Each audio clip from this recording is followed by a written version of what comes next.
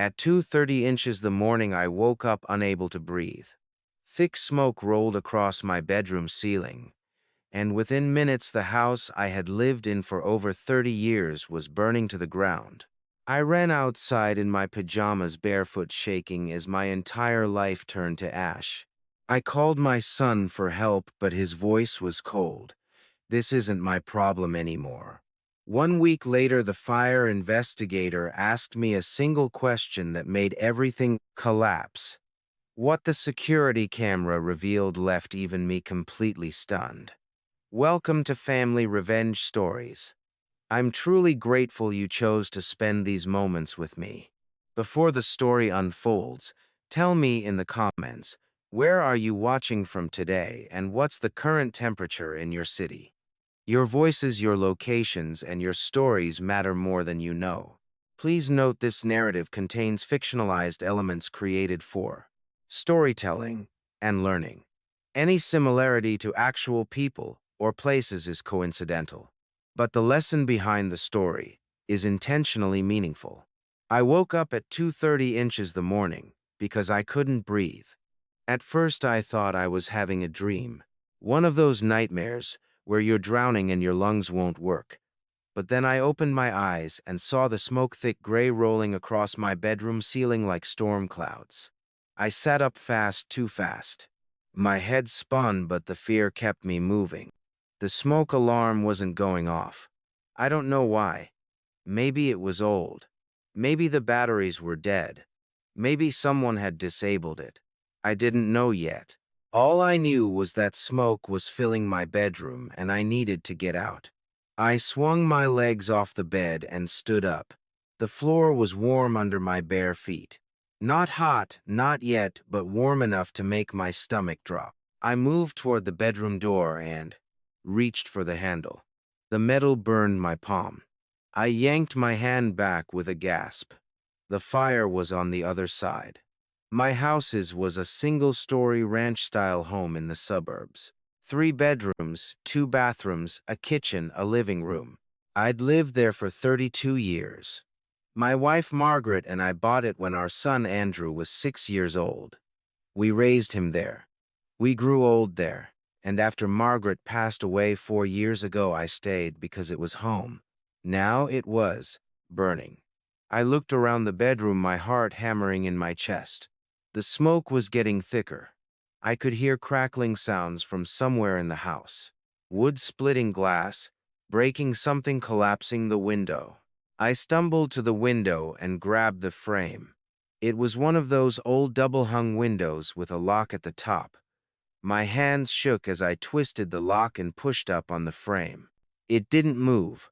I tried again. Pushed harder. The window was stuck, paint age. I don't know. I could feel the panic rising in my throat. I looked around for something heavy. My bedside lamp. I grabbed it, ripped the cord from the wall, and swung it at the window. The glass shattered. Cold February air rushed in, and I gasped, sucking in oxygen. But the fresh air also fed the fire. I heard a roar from the hallway, a sound like a freight train, and suddenly the smoke in my room got darker, hotter. I didn't have time to think. I knocked out the remaining glass with the lamp, threw a blanket over the windowsill, and climbed through. My legs tangled in my pajama pants. I fell. I landed in the boxwood shrubs below my bedroom window. Branches scraped my arms and face. My shoulder hit the ground hard and pain shot through my left side, but I was out. I rolled onto my back in the cold grass, staring up at the sky. It was still dark, maybe 30 inches that morning, but I could see the orange glow reflecting off the clouds above my house. I pushed myself up and turned around. My house was burning. Flames poured out of the windows. The front door was open. I don't know how. And I could see fire inside, eating through the living room, the hallway, everything. I stood there on the sidewalk in my pajamas, barefoot, shaking, and watched my entire life go up in smoke. I thought about Margaret's photos, the albums we kept in the hall, Closet our wedding pictures. Pictures of Andrew, as a baby, as a kid, graduating high school, all of it gone. I thought about Margaret's jewelry box on the dresser, the letters she'd written to me during our courtship, the quilt her mother made for us, the coffee mug Andrew gave me on Father's Day 15 years ago that said, "World's best dad." All of it gone. A neighbor, Judith Warren, an elderly woman who lived 2 houses down, came running out in her bathrobe. "Henry, oh my God. Henry, are you all right?" I nodded. I couldn't speak. She pulled out her cell phone and called 911. I don't remember much about the next hour. The fire trucks came. The firefighters worked. I sat on the curb wrapped in a blanket someone gave me, and I watched them try to save what was left. But by the time the sun started to rise, there wasn't much left to save. At some point, maybe 3:15 inches the morning, maybe later, I realized I needed to call Andrew. Andrew is my only child. He's 38 years old, married, no kids yet. He lives about 40 minutes away in the city.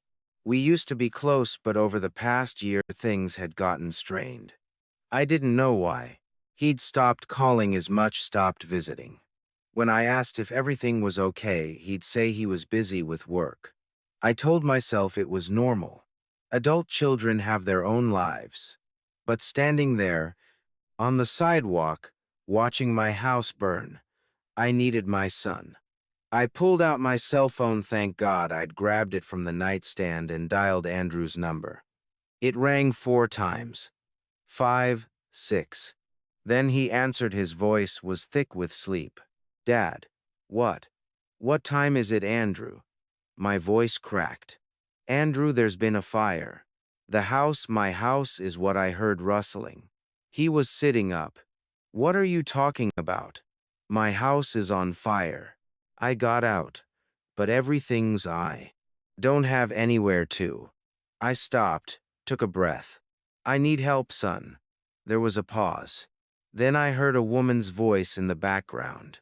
Nicole, Andrew's wife. I couldn't hear what she said, but her tone was sharp. Andrew's voice came back, quieter now, colder. "Dad, I can't." I blinked. "What I can't?" "This isn't my problem anymore." The words hit me like a punch to the chest. "Now, Andrew, please. I just need a place to click." He hung up. I stood there on the sidewalk, my phone in my hand, staring at the screen. The call had lasted 7 seconds. Around me, firefighters shouted instructions. Water hissed against hot metal. Judith Warren was talking to a police officer pointing at my house, but all I could hear were Andrew's words playing over and over in my head. "This isn't my problem anymore." By 6:00 the morning the fire was out, what remained of my house was a blackened shell. The roof had collapsed. The walls were still standing, but barely. I was sitting on the back of an ambulance. A paramedic had checked me over for smoke inhalation and cuts from the broken window when a woman in a navy jacket approached me. She was in her early 40s, with dark hair pulled back in a ponytail and sharp, intelligent eyes. She carried a clipboard and wore a badge clipped to her belt. "Mr. Donovan," she said, "I'm Michelle Reeves. I'm the fire investigator assigned to your case." I nodded. "Okay." She glanced at the ruins of my house, then back at me. "I need to ask you a few questions if you're up for it." "Sure. Do you have any idea how I urged. I woke up and there was smoke everywhere. I didn't. "I don't know. Do you smoke?" "No." "Space heaters, candles, anything like that?" "No." She wrote something on her clipboard. Then she looked at me again and her expression changed. It became serious. "Careful, Mr. Donovan. I've done a preliminary walkthrough of your property. I found something in the basement." "What?" She hesitated. Then, "A timing device connected to your gas line." I stared at her. "A timing device? Wait, yes. Someone set it to open the gas valve at a specific time. Then they ignited it remotely. I couldn't process what she was saying. I don't. What are you? She looked me in the eye and I saw something in her face. I'll never forget. Sympathy and anger. Mr. Donovan, she said quietly. This wasn't an accident. This was arson. Someone wanted you dead. 3 days after the fire, I sat in Edward Barnes's small guest room staring at a cardboard box containing everything I had left in the world. My cell phone, my wallet, a toothbrush. Edward had given me 3 pairs of borrowed socks, 2 shirts that were too big, 1 pair of jeans held up with a belt. I'd punched an extra hole into. That was it. 68 years of living reduced to a cardboard box. Edward knocked on the doorframe. You doing okay? Henry Edward Barnes had been my best friend for 40 years. We'd met at work in the 80s, raised our kids together, watched each other bury our wives. After his wife Linda passed 6 years ago, we'd become each other's lifeline. I'd thought I understood loneliness then. I didn't. Not until I stood on a sidewalk watching my house burn while my son told me it wasn't his problem. I'm fine, I said. Edward gave me a look that said he knew I was lying. Coffee's ready, and I made eggs. I followed him to the kitchen. Edward's house was small, a 2-bedroom bungalow, about 15 minutes from where I used to live. Used to past tense. I picked at the scrambled eggs he'd put in front of me. You should call the insurance company, Edward said. Get that process started. Yeah. I pulled out my wallet. Metropolitan Insurance. I've had them for 20 years. They'll take care of you, Edward said. I hoped he was right. After breakfast, I called Metropolitan Insurance. After 12 minutes of hold music, a man answered. Metropolitan Insurance Claims Department. This is Stephen Sanders speaking. My house burned down, I said. There was a pause. I'm very sorry to hear that, sir. Let me pull up your account. Policy number. I read it off to him. Typing sounds. Okay, Mr. Donovan. Policy for 4237 Maple Drive, coverage limit of $180. 000. You're reporting a total loss. Yes. We'll need to send an adjuster out to assess the damage. Do you have a fire report? The fire investigator said it was arson. Another pause. Longer this time. Arson. Stephen repeated carefully. Yes, that changes things. If the fire was deliberately set, we'll need to coordinate with law enforcement. It usually takes a few days. Could be a week, maybe 2. 2 weeks. I closed my eyes. Mr. Donovan, are you still there? Yeah. Do you have a place to stay? I'm staying with a friend. Good. I'll email you the paperwork and stay in touch as the process moves forward. I thanked him and hung up. Edward was standing in the doorway. Well, they need a few days, maybe 2 weeks. You can stay here as long as you need. You know that. I know. Thank you. Your family, Henry. I looked at him and felt something other than fear and loss. Gratitude. At least I had Edward. That night I couldn't sleep. I lay in Edward's guest bed and stared at the ceiling, my mind churning. Someone wanted me dead. That meant someone had planned this. Gone into my house, installed a timing device, set it to go off at 2:30 inches the morning when I'd have the least chance of escaping. Who I didn't have enemies. I was a retired accountant. I'd lived a quiet life. I paid my bills. I didn't owe anyone money. So why? And then I thought about Andrew. Andrew who'd refused to help. Andrew whose voice had gone cold. Andrew who'd said, "This isn't my problem anymore." What had changed? The last time I'd seen him was early January. He and Nicole had come over for dinner. Nicole had been polite but distant. Andrew had seemed distracted. I'd asked if everything was okay. He'd said he was just tired from work. I'd believed him, and then I remembered something else. 5 days before the fire, February 7th, Andrew and Nicole had come over again. They'd said they wanted to cook dinner for me. Nicole had made chicken parmesan. It had been a nice evening. And Nicole had brought a bag, a big black duffel bag. At the time, I'd assumed it was full of groceries or pots and pans. I hadn't thought much of it, but now I couldn't stop thinking about it. They'd arrived at 6:30. We'd eaten around 7:30. They'd left around 9:00. And I'd noticed now that I thought about it that Nicole hadn't been carrying the bag when they left. Where had it gone? Had she left it in the house? Why I sat up in bed, my heart pounding. No, that was crazy. Andrew was my son. Nicole was his wife. They wouldn't. But someone had tried to end my life. And Andrew had told me it wasn't his problem. I lay back down, but I didn't sleep. The next morning my phone rang at 9:00. I was pouring coffee when I saw the name. Stephen Sanders, Metropolitan Insurance. I answered, "Hello, Mr. Donovan. It's Stephen Sanders. I have an update on your claim." That was fast. Yes. Well, he paused. "There's something unusual we need to discuss. Can you talk right now?" I felt a chill. "Yeah, I can talk. I I was reviewing your policy this morning and I noticed that your beneficiary designation was changed recently. What your life insurance beneficiary? It was updated about a month ago, January 15th. I didn't update anything." Another pause. Mr. Donovan Stevens said slowly, "According to our records, you signed a form requesting that the beneficiary be changed from yourself to your son Andrew Donovan. We have your signature on file." My chest tightened. "I never signed anything."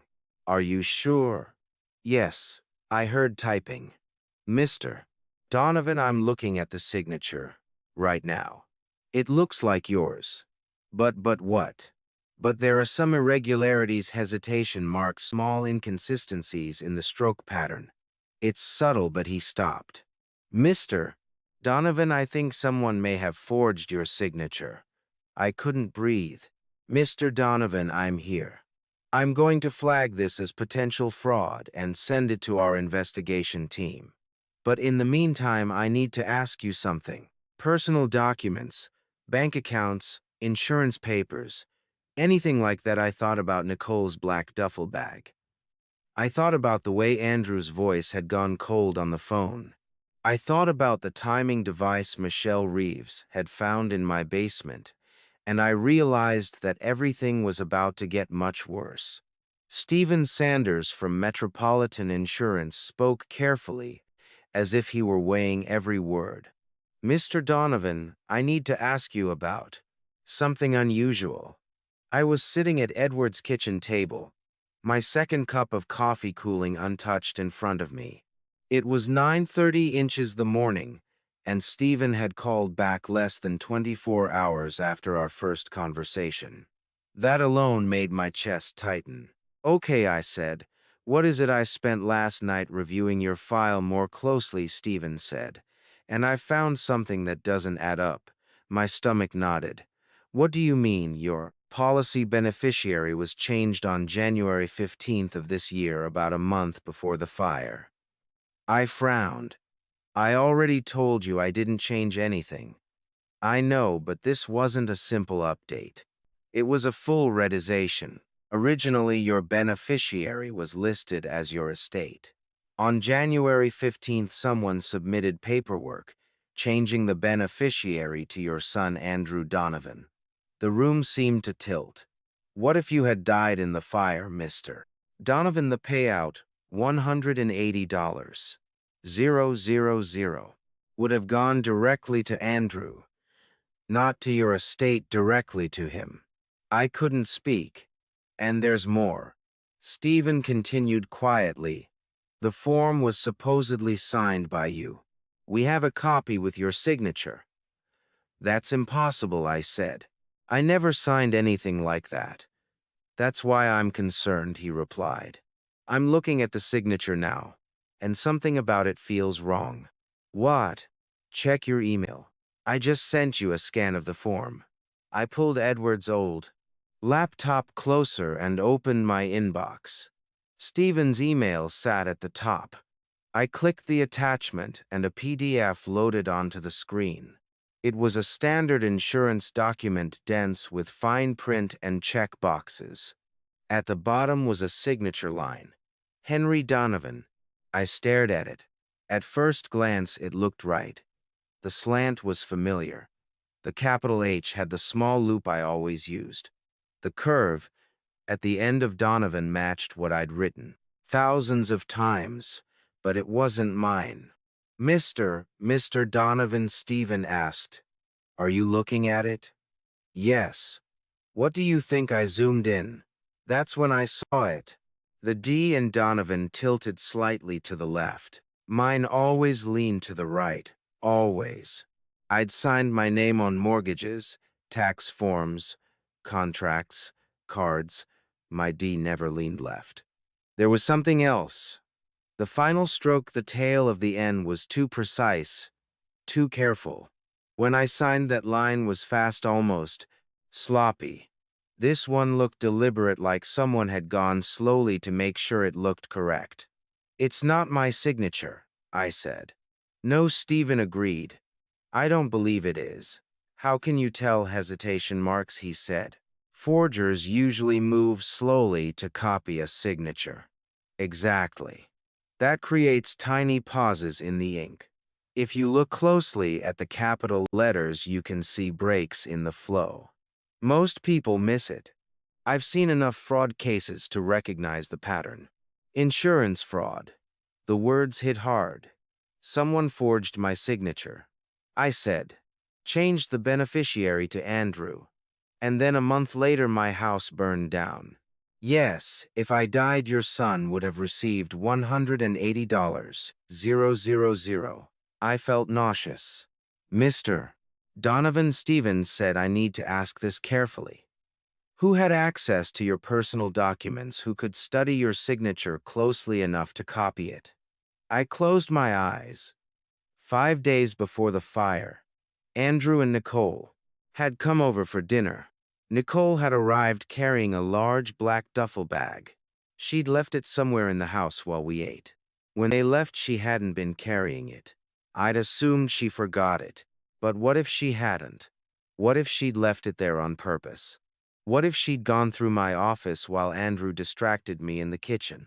My insurance paperwork was in a filing cabinet in my home office, neatly labeled. Anyone opening that drawer could find everything in seconds. Bank statements, my social security card, my will, everything. Mr. Donovan, Stephen prompted. My son and his wife came over for dinner, I said quietly. 5 days before the fire. She brought a bag, a big one, and I think she may have gone through my office. Stephen was silent for a moment. Then he said, I'm filing a formal fraud report with our investigation unit, and I strongly recommend you contact the police.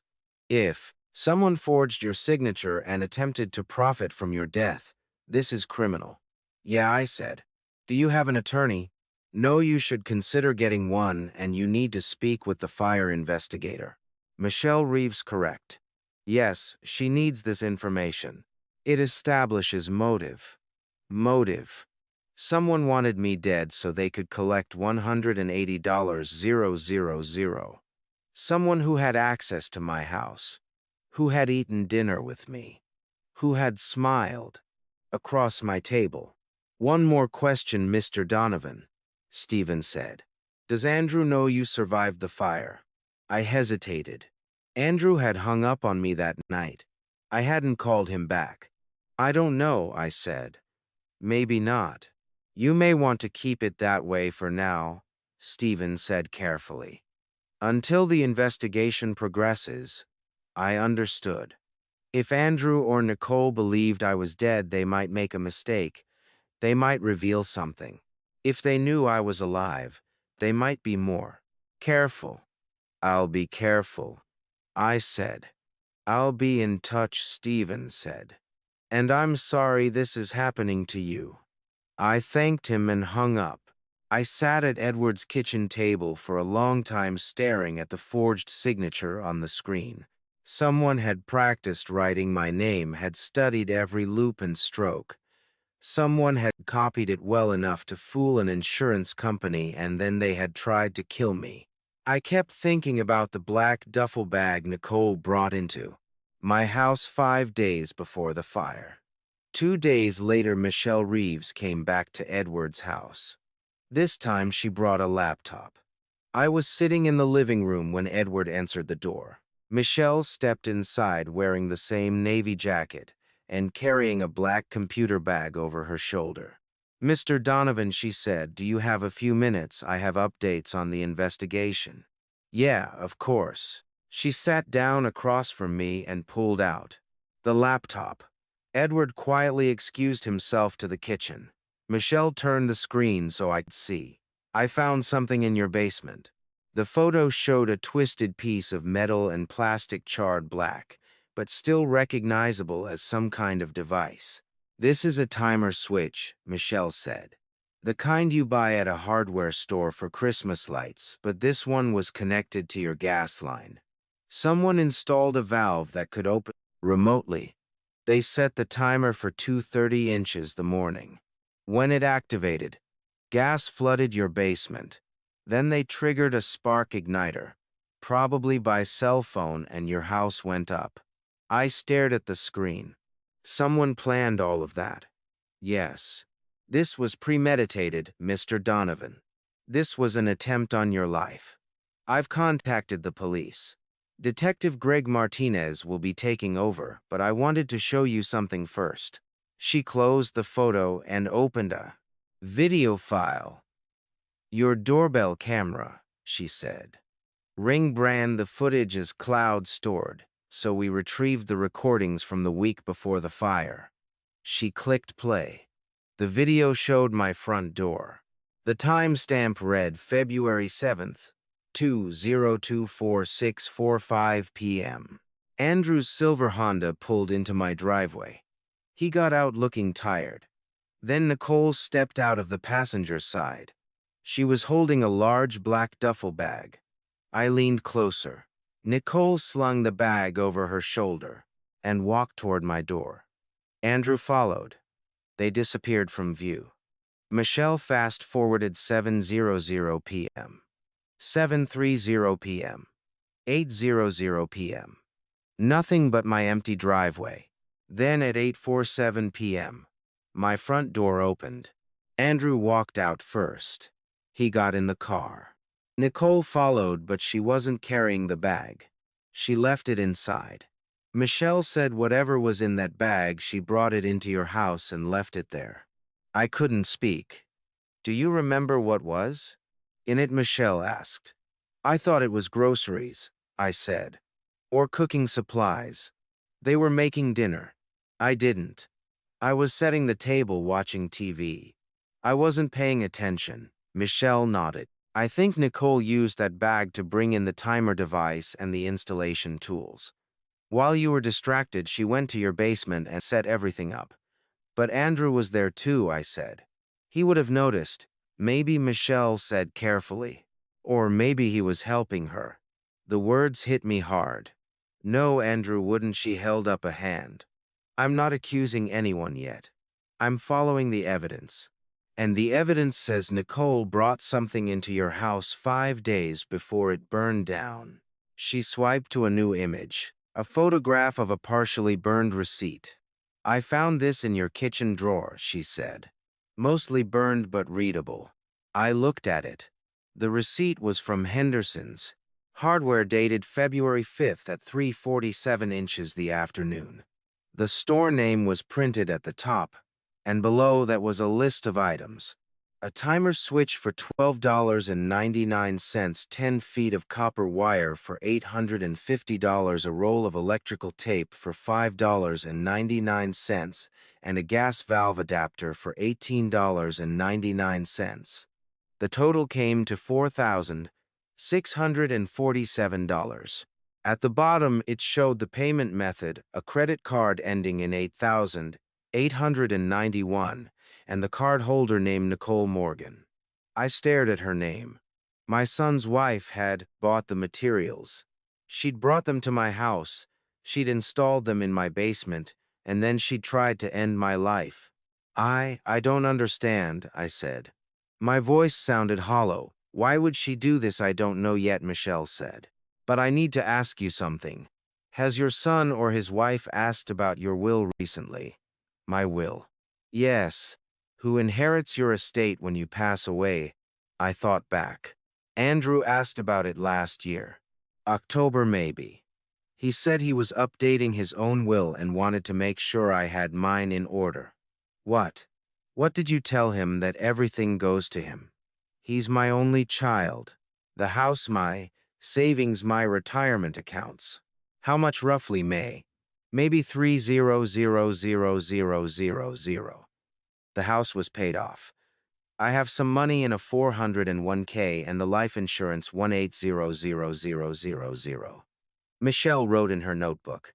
So if you had died in that fire, Andrew would have received close to half. 1 million. The room tilted.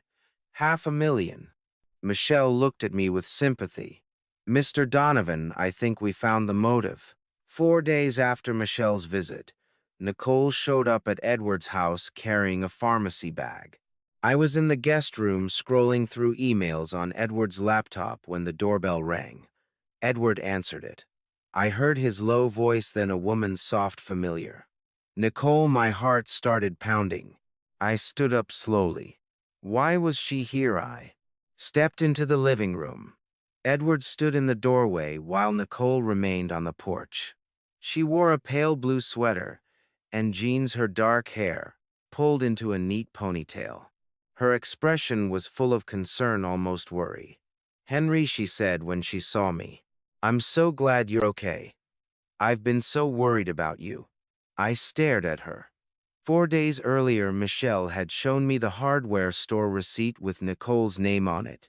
Nicole had purchased the timer switch. Nicole had brought the black duffel bag into my house. Nicole had installed the device that nearly killed me. Now she was standing on Edward's porch acting like nothing had happened. Nicole, I said flatly. May I come in? She asked. I brought something for you. Edward looked at me silently, asking whether I wanted her gone. I shook my head. If she was here, I needed to know why. Sure, I said. Come in. Nicole stepped inside. Edward stayed by the door, arms crossed, watching her closely. She lifted the pharmacy bag. I know you've been through a lot, and I wanted to make sure you're taking care of yourself. Are you still taking your heart medication? My heart medication. Lisapril, she said. You've been on it for years, right? Yes, I said cautiously. I spoke with Andrew's Dr. Matthews about everything you've been dealing with. The fire, the stress. He thought it might be wise to increase your dosage temporarily just to keep your blood pressure stable. She reached into the bag and pulled out a pill bottle. He called in a prescription for you. 20 milligrams instead of 10. Same medication, just a stronger dose. She held it out. I didn't take it. Dr. Matthews, I said. I don't know a Dr. Matthews. He's Andrew's doctor, Nicole replied smoothly. I explained your medical history and he agreed this would help. I had it filled this morning at Riverside Pharmacy. Riverside Pharmacy. I'd never used Riverside. My prescriptions were always filled at the CVS, near my old house. I looked at the bottle. The label read in L 20 milligrams. Take 1 tablet daily. My name was printed clearly, Henry Donovan. It looked real. Still, something felt off. That's very thoughtful, I said carefully. But I should talk to my own doctor before changing anything. Nicole's smile tightened just a little. Of course, but Dr. Matthews assured me it's safe. Andrew really wanted me to bring it. He's been so worried about you. Andrew's worried. I asked sharper than I meant to. Of course, she said. You're his father. I thought about Andrew's voice the night of the fire. This isn't my problem anymore. I thought about the forged insurance form. I thought about money. Where is Andrew? I asked. At work, Nicole said. He wanted to come, but he couldn't get away. She extended the bottle again. Please, Henry, just take it for Andrew. He'll feel better knowing you have it. She looked sincere, like a daughter-in-law who cared deeply. But I'd seen the receipt. I'd seen her name. I'd watched the footage of her carrying the duffel bag inside my house and leaving without it. I reached out and took the bottle. Thank you, I said. Her smile returned. Of course, I'm just glad I could help. She glanced at Edward, who hadn't moved from the doorway. Well, I should go, she said. I have errands to run, but please call if you need anything. I will. She hugged me quickly. I didn't hug back. Then she was gone. Edward shut the door and turned to me. What the hell was that? I don't know. You're not taking those pills, are you? I looked at the bottle. The label was clean. The dosage made sense. But Nicole had brought it. Nicole, who'd bought copper wire and a gas valve adapter. Nicole, who'd installed a device meant to flood my basement with gas and ignite it while I slept. Nicole, who had reason to want me dead. No, I said, I'm not taking them. Good. I set the bottle on the kitchen counter, then picked it up again and examined it under the light. The pills inside were small, white, and round, identical to the ones I'd taken for years. But after the footage, the forged documents, the fraud, I couldn't fraud. Shake the feeling something was wrong. What are you thinking? Edward asked. I turned the bottle slowly in my hand. I'm thinking, I said quietly, that Nicole just gave me something she wants me to take very badly. Edward's expression darkened. I don't know what it is, I added, but I'm not taking any chances. I set the bottle down and stared at it. Everything about it looked right. And yet deep in my gut something whispered that it wasn't.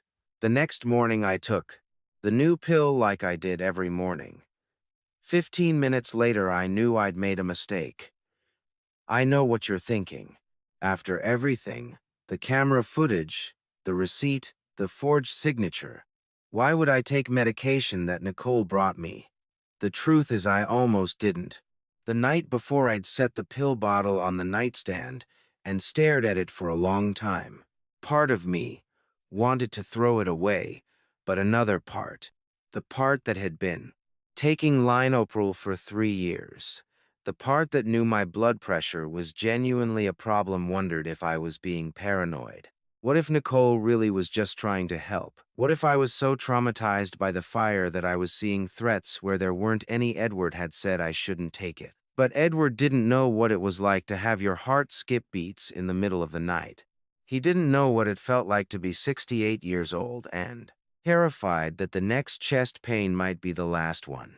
So that morning at 7:30, I opened the bottle and swallowed one pill with a glass of water. For 15 minutes, nothing happened. I sat at Edward's kitchen table, drinking coffee and reading the news on his laptop. Edward was in the shower. The house was quiet.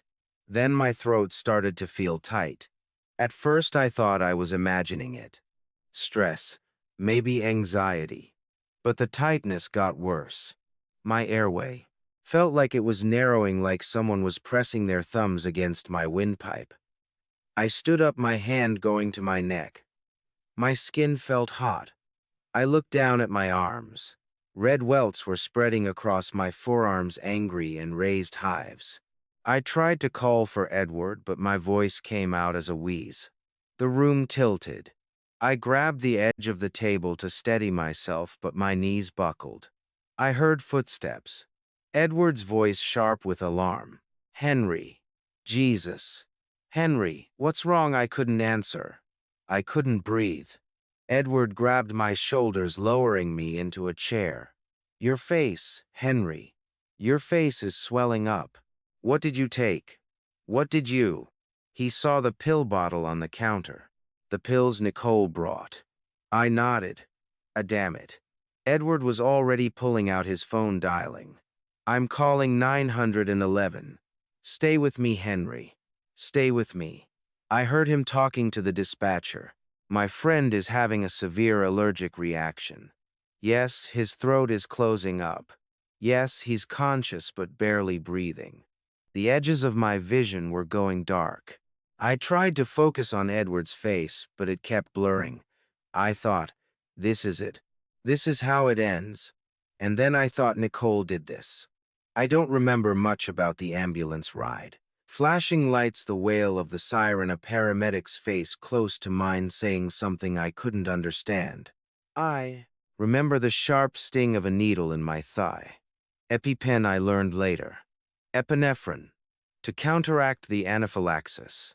I remember the air rushing back into my lungs. The relief was so overwhelming I almost cried. By the time we reached Mercy General Hospital, I could breathe again.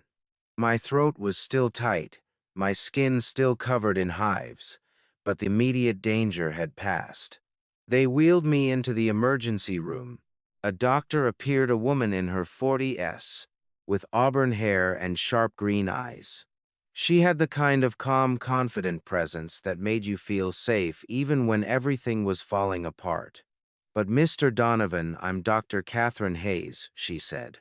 You're going to be okay. We're going to monitor you for a few hours and make sure the reaction doesn't come back. I nodded, too exhausted to speak. Edward was there, hovering near the door of the exam room, his face pale. Is he going to be all right? Shake him. He'll be fine, Dr. Hayes said. The paramedics got to him in time, but this was a serious anaphylactic reaction. Another 10 minutes and she stopped. Let's just say we're very lucky. She turned back to me. Mr. Donovan, do you have any known allergies? Penicillin, I said. My voice was allergic since I was a kid. Severe reaction. I always tell doctors. Dr. Hayes frowned. She picked up the pill bottle that Edward had brought with us. This is what you took this morning, yes. She opened the bottle and shook one of the pills into her palm. She studied it for a moment, then walked over to a computer terminal and typed something in.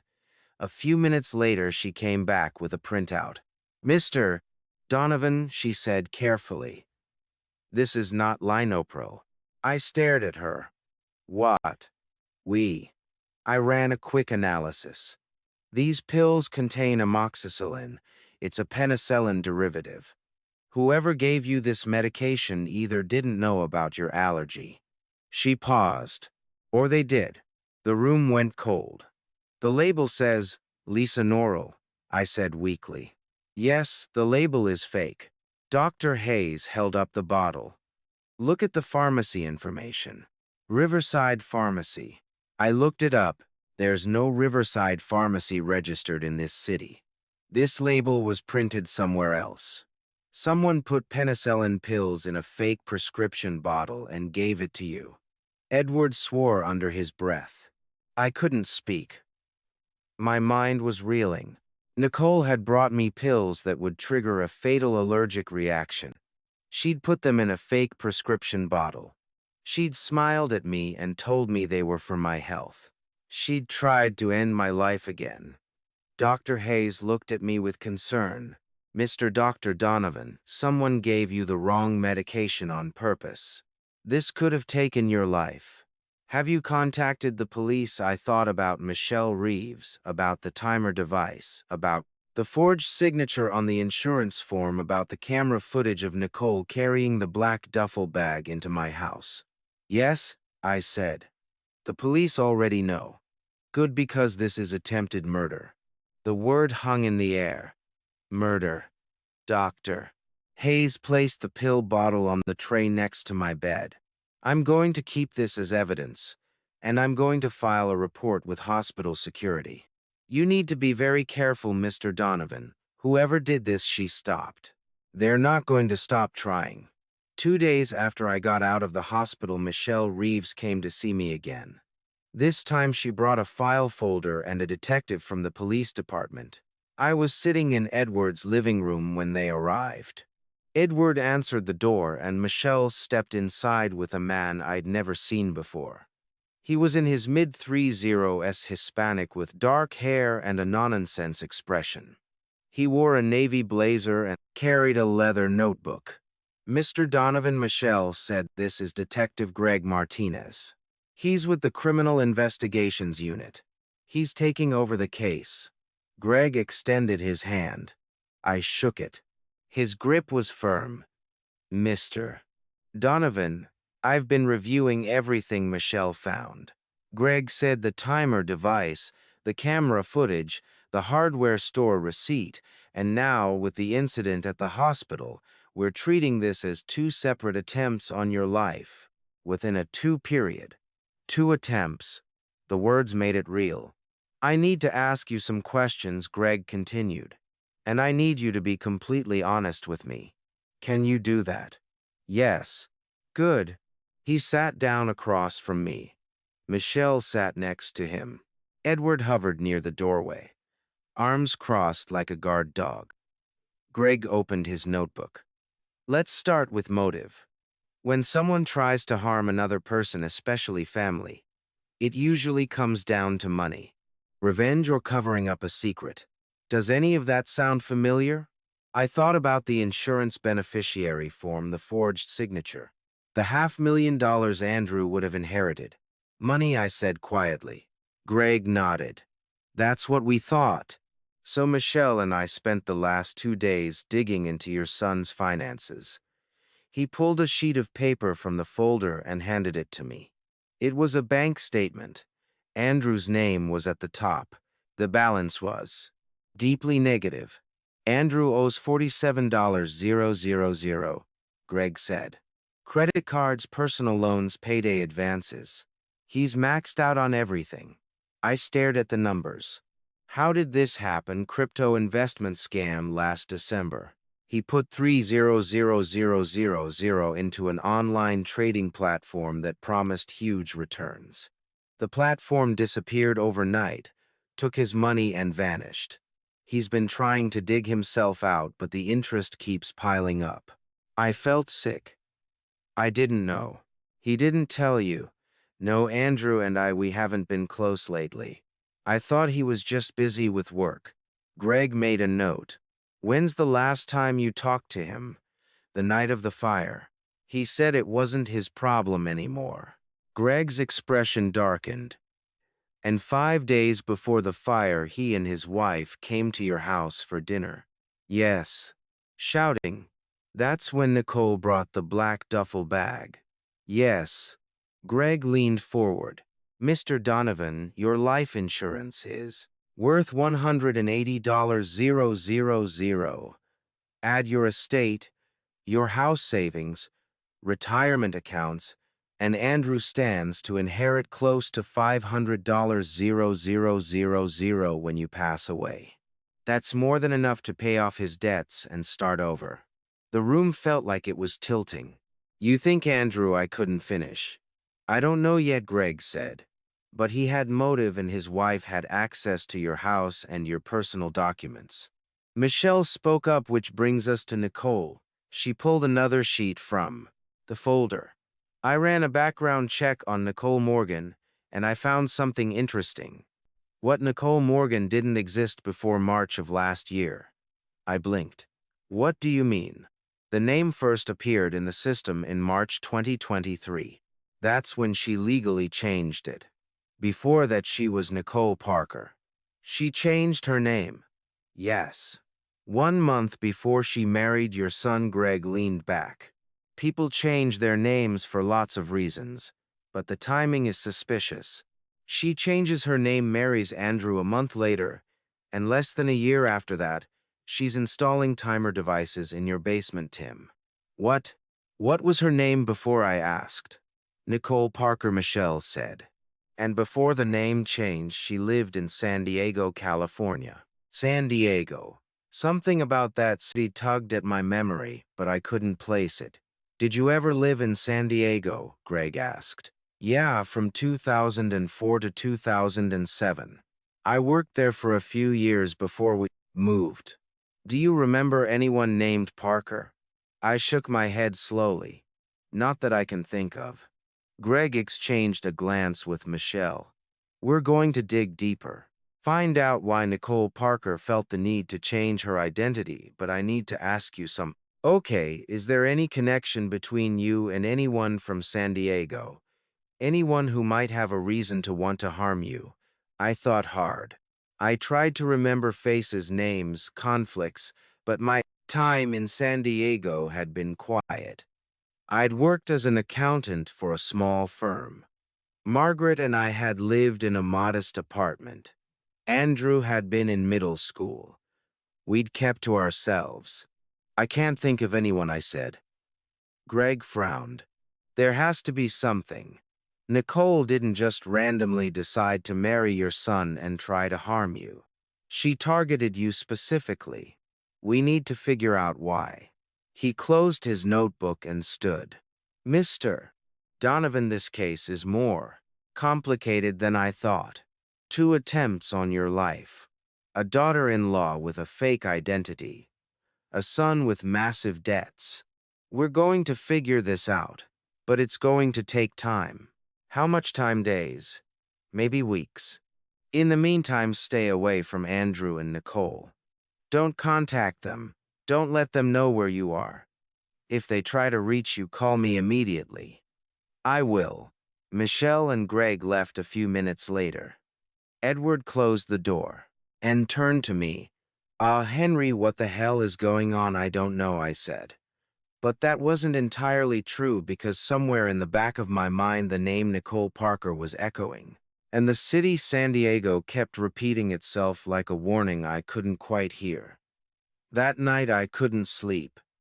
I lay in Edward's guest bed staring at the ceiling, my mind racing. Nicole Parker, San Diego, 18 years ago. What happened in San Diego 18 years ago? I lived there from 2004 to 2007. Andrew was in middle school. Margaret was alive and healthy. I worked normal hours, came home to a quiet apartment, paid my bills. Nothing dramatic. Nothing that would make someone change their name and hunt me down 18 years later. So why did those words feel so important? Nicole Parker, San Diego, 2006. And why couldn't I remember that night? Sleep wouldn't come. Michelle's words echoed in my head. Nicole Parker from San Diego. I sat alone in Edward's guest room with his laptop balanced on my knees, searching. It was past midnight. The house was silent. Edward had gone to bed hours earlier, but my mind refused to slow. Nicole Parker. Why did that name feel familiar? I opened Google and typed Nicole Parker, San Diego. The results were useless. Dozens of entries appeared. A real estate agent, a teacher, a yoga instructor. None of the faces matched the woman I knew. Before I reveal who Nicole really was and why she wanted me gone, I need to hear from you. What do you think her real motive is? Drop your theories in the comments. I want to know you're still with me. And a quick reminder, parts of this story include fictionalized elements. If that's not for you, feel free to stop here. But if you're ready for the truth, let's continue. I refined the search. Nicole Parker, San Diego, 2023. Still nothing. Helpful. Frustrated, I leaned back and tried another angle. I opened Facebook and searched her name. Hundreds of profiles appeared. I scrolled through picture after picture, scanning faces. Then I found her. The account was old and active since early 2023. The profile photo showed a younger Nicole standing on a beach smiling. Her hair was longer, her face softer, but it was unmistakably her. I clicked the profile. Most posts were private, but a few older photos were public. I scrolled slowly, then froze. One picture showed 2 young women with their arms around each other's shoulders. They looked like sisters. Same dark hair, same smile. The caption read Nicole and Rachel Parker sisters forever. The tag read Rachel Parker 2006. My chest tightened. I clicked the name, but the profile was gone, either deleted or memorialized. I went back to Google and typed Rachel Parker San Diego 2006. The first result was an obituary. Rachel Marie Parker, born April 3, 1990, died October 15, 2006, age 16. I stared at the screen. The obituary described Rachel as a bright, loving daughter and sister, a sophomore at Lincoln High School who loved art and music. She had been taken too soon in a tragic accident. At the bottom, it listed her survivors, her parents, Robert and Susan Parker, and her older sister, Nicole Parker. I sat there for a long time, staring at Rachel's photo. She was just a kid, 16 years old. Dark hair pulled back, a shy smile. She looked so much like Nicole it hurt. Scrolling further, I found a link to a San Diego Union-Tribune article dated October 16, 2006. Teen girl killed in hit-and-run accident. The article said Rachel Parker had been struck and killed while crossing the street near Balboa Park around 7:15 p.m. on October 15th. The driver fled the scene. Witnesses described the vehicle as a silver 2006 Honda Accord. Police asked anyone with information to come forward. The driver was never identified. I read the article again, then a third time. October 15, 2006. I had lived in San Diego then. I was working as an accountant for a small firm downtown. Margaret and I lived in North Park. Andrew was in 7th grade. I didn't remember this accident. I didn't remember seeing it on the news. Then, another detail hit me. Silver Honda Accord 2006 model. My hands began to shake. I'd owned a silver Honda Accord in 2006. No, that couldn't be right. I had sold that car. I was sure I had sometime before October. July, August. The dates blurred together. It had been 18 years, but I was certain I'd sold it before October, wasn't I? I glanced at the clock. It was 2:30 a.m. I couldn't wait until morning. I picked up my phone and called Michelle. She answered on the fourth ring, her voice thick with sleep. "Donovan, it's 2:30. Are you okay? I found something I said about Nicole Parker." I heard movement on the other end as she sat up. "What did you find?" She had a sister, Rachel Parker. She died in a hit and run in San Diego on October 15, 2006, 16 years old. The driver was never caught. Silence, then hold on. I heard typing. Michelle was at her computer. After a moment, she spoke again. "I'm looking at the police report. Rachel Marie Parker, 16, struck at Park Boulevard in Elpra at 7:15 p.m. Vehicle described as a silver Honda Accord. Driver fled. Case unsolved." "Unsolved," I repeated. "Yes," I swallowed. "Michelle, I lived in San Diego in 2006. I know, and I owned a silver Honda Accord." The silence stretched. Finally, she said carefully, "Mr. Donovan, did you have anything to do with Rachel Parker's death?" "No," I said immediately. "No, I sold that car before October." "I'm sure." "Are you certain?" "I think so. It was 18 years ago." Her voice softened. "Mr. Donovan, I believe Nicole thinks you're responsible. That's why she changed her name. That's why she married your son. That's why she's trying to hurt you. She believes you killed her sister, and she wants revenge." The word hit me hard. Revenge. "But I didn't do it," I said. "I didn't hit her." "I believe you," Michelle replied. "But we need proof." "Do you? Remember where you were on October 15th, 2006, at 7:15 p.m. I tried hard. October 2, 006, One 8 years ago. I don't know. I admitted. I think she urged. Work home with your wife. I pressed my fingers to my temples. I can't remember. Michelle paused. Then she said, we'll figure it out. But we need to prove you weren't the driver because Nicole believes you were and she won't stop until she gets her revenge. The next morning I went to the public library 3 blocks from Edward's house. I needed to find proof that I wasn't the driver who took Rachel Parker's life. The library was quiet. It was a Wednesday morning and only a handful of people were there. A few students, an elderly man reading newspapers, a woman with a toddler in the children's section. I walked to the reference desk and asked the librarian if they had archived newspapers from San Diego.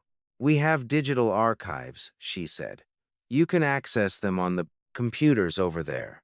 She pointed to a row of desktops along the wall. I thanked her and sat down at one of the computers. My hands were shaking as I opened the browser and navigated to the San Diego Union-Tribune archives. I typed in the date October 16, 2006. The page loaded. I scrolled through the headlines and then I found it. Teen girl lost in tragic hit-and-run accident. I clicked on the article. The story was short. It said Rachel Marie Parker, 16, had been struck by a vehicle while crossing Park Boulevard near Balboa Park at approximately 7:15 inches the evening on October 15th. Witnesses reported seeing a silver Honda Accord 2006 model flee the scene. The driver did not stop. Rachel didn't survive. Police were asking anyone with information to come forward. There was a photo of Rachel, the same shy smile I'd seen in the obituary. She was wearing a school uniform. She looked so young. I read the article 3 times, my chest tight. A silver Honda Accord, 2006 model. I'd owned that exact car. I sat back in the chair trying to remember. March of 2006. I'd bought the car from a dealership in downtown San Diego. It was used, but in good condition. Silver exterior, gray interior. I'd driven it to work every day. Margaret had driven it sometimes too. But I'd sold it. I was sure of it. When I closed my eyes, forcing myself to remember. We'd moved to Seattle in late 2007. Before we moved, we'd sold a lot of things, furniture, appliances, the car. We'd wanted to start fresh. But had I sold the car before October? I thought so. I had to be sure. I left the library and walked back to Edward's house. He was in the kitchen making lunch. Edward, do you still have those boxes of old documents in your garage? I asked. He looked up. Yeah. Why? I need to find something. Papers from when I lived in San Diego. What kind of papers? Anything from 2006. Bills, receipts, anything. Edward frowned. Henry, what's going on? I'll explain later. Can you help me look? He wiped his hands on a towel. Yeah, let's go. We went out to the garage. Edward's garage was cluttered, tools, boxes, old furniture covered in dust. But in the back corner, there were 3 cardboard boxes labeled with my name. These are yours, Edward said. You left them here when you moved to your house after Margaret passed. I kept meaning to give them back to you, but he stopped. Well, I guess it's a good thing I didn't throw them out. I opened the first box. Tax returns, old pay-ubs, nothing useful. The second box was full of photos. I set it aside. The third box had file folders. I pulled them out one by one, checking the labels, and then I found it. A folder labeled 2006, San Diego. My hands were shaking as I opened it. Inside were utility bills, bank statements, insurance documents, and at the very bottom a single sheet of paper, a bill of sale. I pulled it out carefully as if it might disintegrate in my hands. The paper was yellowed with age, but the text was still clear. Bill of sale, seller Henry Donovan. Buyer Scott Anderson. Date of sale July 12, 2006. Vehicle 2006. Honda Accord Silver V1 HGCM 66506 A12345 Sale price $8,500. Payment method cashier check. At the bottom there were two signatures, mine and Scott Anderson's. I stared at the date. July 12, 2006. Rachel Parker had lost her life on October 15, 2006.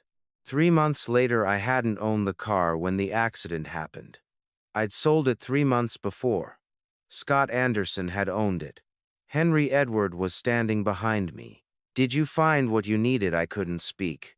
I just held up the bill of sale. Edward took it from me and read it. His eyes widened. You sold the car in July. Yes. And the accident was in October. Yes. Edward looked at me. Henry, this proves you weren't the driver. I know. Nicole thinks you were responsible for what happened to her sister. But you weren't. You couldn't have been. You didn't even own the car. I know, I said again. I took the bill of sale back and stared at it. This piece of paper proved I wasn't the driver. It proved I was innocent. But it also meant Nicole had been planning to end my life based on a mistake. A tragic, terrible mistake. She'd changed her name. She'd married my son. She'd installed a timer device in my basement. She'd brought me pills that would trigger a fatal allergic reaction. All because she thought I'd taken Rachel from her, but I hadn't. Someone else had Scott Anderson. And Nicole didn't know. I found it 2 days later buried in an old email account I hadn't opened in years. I was sitting at Edward's kitchen table with his laptop trying to remember anything about October 15, 2006. Anything that could prove where I'd been that night. The bill of sale proved I didn't own the car, but Michelle had said I needed more. I needed to prove I couldn't have been the driver, that I was somewhere else when the accident happened. I thought about my life back then. Work, home, Andrew's school. Andrew's school. He'd been in 7th grade at Grant Elementary in San Diego. I remembered parent-teacher conferences. They'd always been in October. I opened my old Gmail account, the one I'd used in 2006 before I'd switched to a newer address. I hadn't logged in for years. The inbox was full of ancient emails, thousands of them, most of them spam or newsletters I'd never unsubscribed from. I typed Grant Elementary into the search bar. Dozens of results came up. School announcements, permission, slips, lunch menu updates, and then I saw it. An email from October 12, 2006. Subject: Parent-Teacher Conference, Andrew Donovan. I clicked on it. The email was from the school office. It confirmed my appointment with Mrs. Linda Rodriguez, Andrew's 7th grade homeroom teacher. The conference was scheduled for October 15, 2006 at 7:00 inches the evening. My heart started pounding. October 15th, 7:00. The same night, Rachel Parker lost her life. The same time, I read the email 3 times to make sure I wasn't imagining it. Then I looked at my calendar app, the one I'd synced across all my devices for years. I scrolled back to October 2006. There it was. An entry on October 15th. Parent-Teacher Conference, 7:00 p.m. Grant Elementary. I remembered now. I'd gone to that conference. Margaret had been working late, so I'd gone alone. I'd met with Mrs. Rodriguez. We talked about Andrew's grades. He'd been doing well in math, struggling a bit in English. The conference had lasted about 20 minutes. I'd been at Grant Elementary School from 7:00 to 7:30, which meant I couldn't have been at Balboa Park when the accident happened. But I needed proof. An email confirmation wasn't enough. I needed something concrete. Something that would show I'd actually been there, not just that I'd planned to. Be there. I picked up my phone and searched for Grant Elementary School, San Diego. The school was still there. Same address, same phone number. I dialed. A woman answered. Grant Elementary. This is Karen speaking. Hi, my name is Henry Donovan. My son attended your school back in 2006. I'm trying to track down some old records, specifically sign-in sheets from parent-teacher conferences. Do you still have those? There was a pause. From 2006. That's 18 years ago. I know it's a long shot, but it's very important. Can I ask what this is regarding? I hesitated. It's for a legal matter. I need to prove I attended a conference on October 15th, 2006. Another pause. Hold on. Let me transfer you to our office manager. The line went silent for a moment. Then a man's voice came on. This is Tom Brennan. Karen said, you're looking for records from 2006. Shut. Yes. Parent-teacher conference sign-in. Sheets October 15th. Specifically. That's almost 20 years ago, Mr. Donovan. We don't usually keep records that long. My heart sank. I understand. But is there any chance? However, Tom interrupted. We did digitize a lot of our old archives a few years back, part of a district-wide initiative. Let me check. I heard typing. What was your son's name? Andrew Donovan, 7th grade. Teacher was Mrs. Linda Rodriguez. More typing then. Okay, I've got something. October 15th, 2006. Parent-teacher conference night. We have scanned copies of the sign-in sheets. I couldn't breathe. You do. Yeah. Hang on. I'm pulling it up now. More typing than silence. Mr. Donovan. Yeah, I've got you right here. Henry Donovan signed in at 7:15 p.m. conference with Mrs. Rodriguez. I felt dizzy. You can see my signature. Yeah, it's clear. You want me to email you a copy? Yes, please. What's your email address? I gave it to him. A minute later, my phone buzzed with an incoming message. I opened the attachment. It was a scan of a sign-in sheet. Yellowed paper, a little blurry, but readable. There was a list of names and times handwritten in different styles. And there, about halfway down the page, was my name. Henry Donovan, 7:15 p.m. My signature was right next to it. The same signature I'd been writing for decades. I stared at the screen. Tuju. Himablas PM. October 15th, 2006. Rachel Parker had been struck by a vehicle at Balboa Park at 7:15 p.m. on October 15th, 2006. I'd been at Grant Elementary School 25 minutes away. I pulled up Google Maps and checked the distance. Grant Elementary to Balboa Park, 23.4 m, 26 minutes by car in normal traffic. There was no way I could have been in both places at the same time. I had proof, 2 pieces of proof. The bill of sales showed. I'd sold the car 3 months before the accident. The sign-in sheet showed I'd been 26 minutes away when it happened. I wasn't the driver. I couldn't have been, but Nicole didn't know that. And neither did Andrew. I waited until the following Saturday to talk to Andrew. I asked him to meet me at a coffee shop downtown, neutral ground away from Nicole. I arrived early and sat at a corner table near the back. The place was quiet for a Saturday morning. Just a few students with laptops and an elderly couple sharing a muffin. I had a folder with me containing everything. Camera footage, printouts, the hardware receipt, the fake pill bottle label, the bill of sale, and the sign-in sheet from Grant Elementary. Evidence that would prove my innocence. Evidence that would destroy my son's marriage. Andrew arrived 15 minutes late. He looked terrible.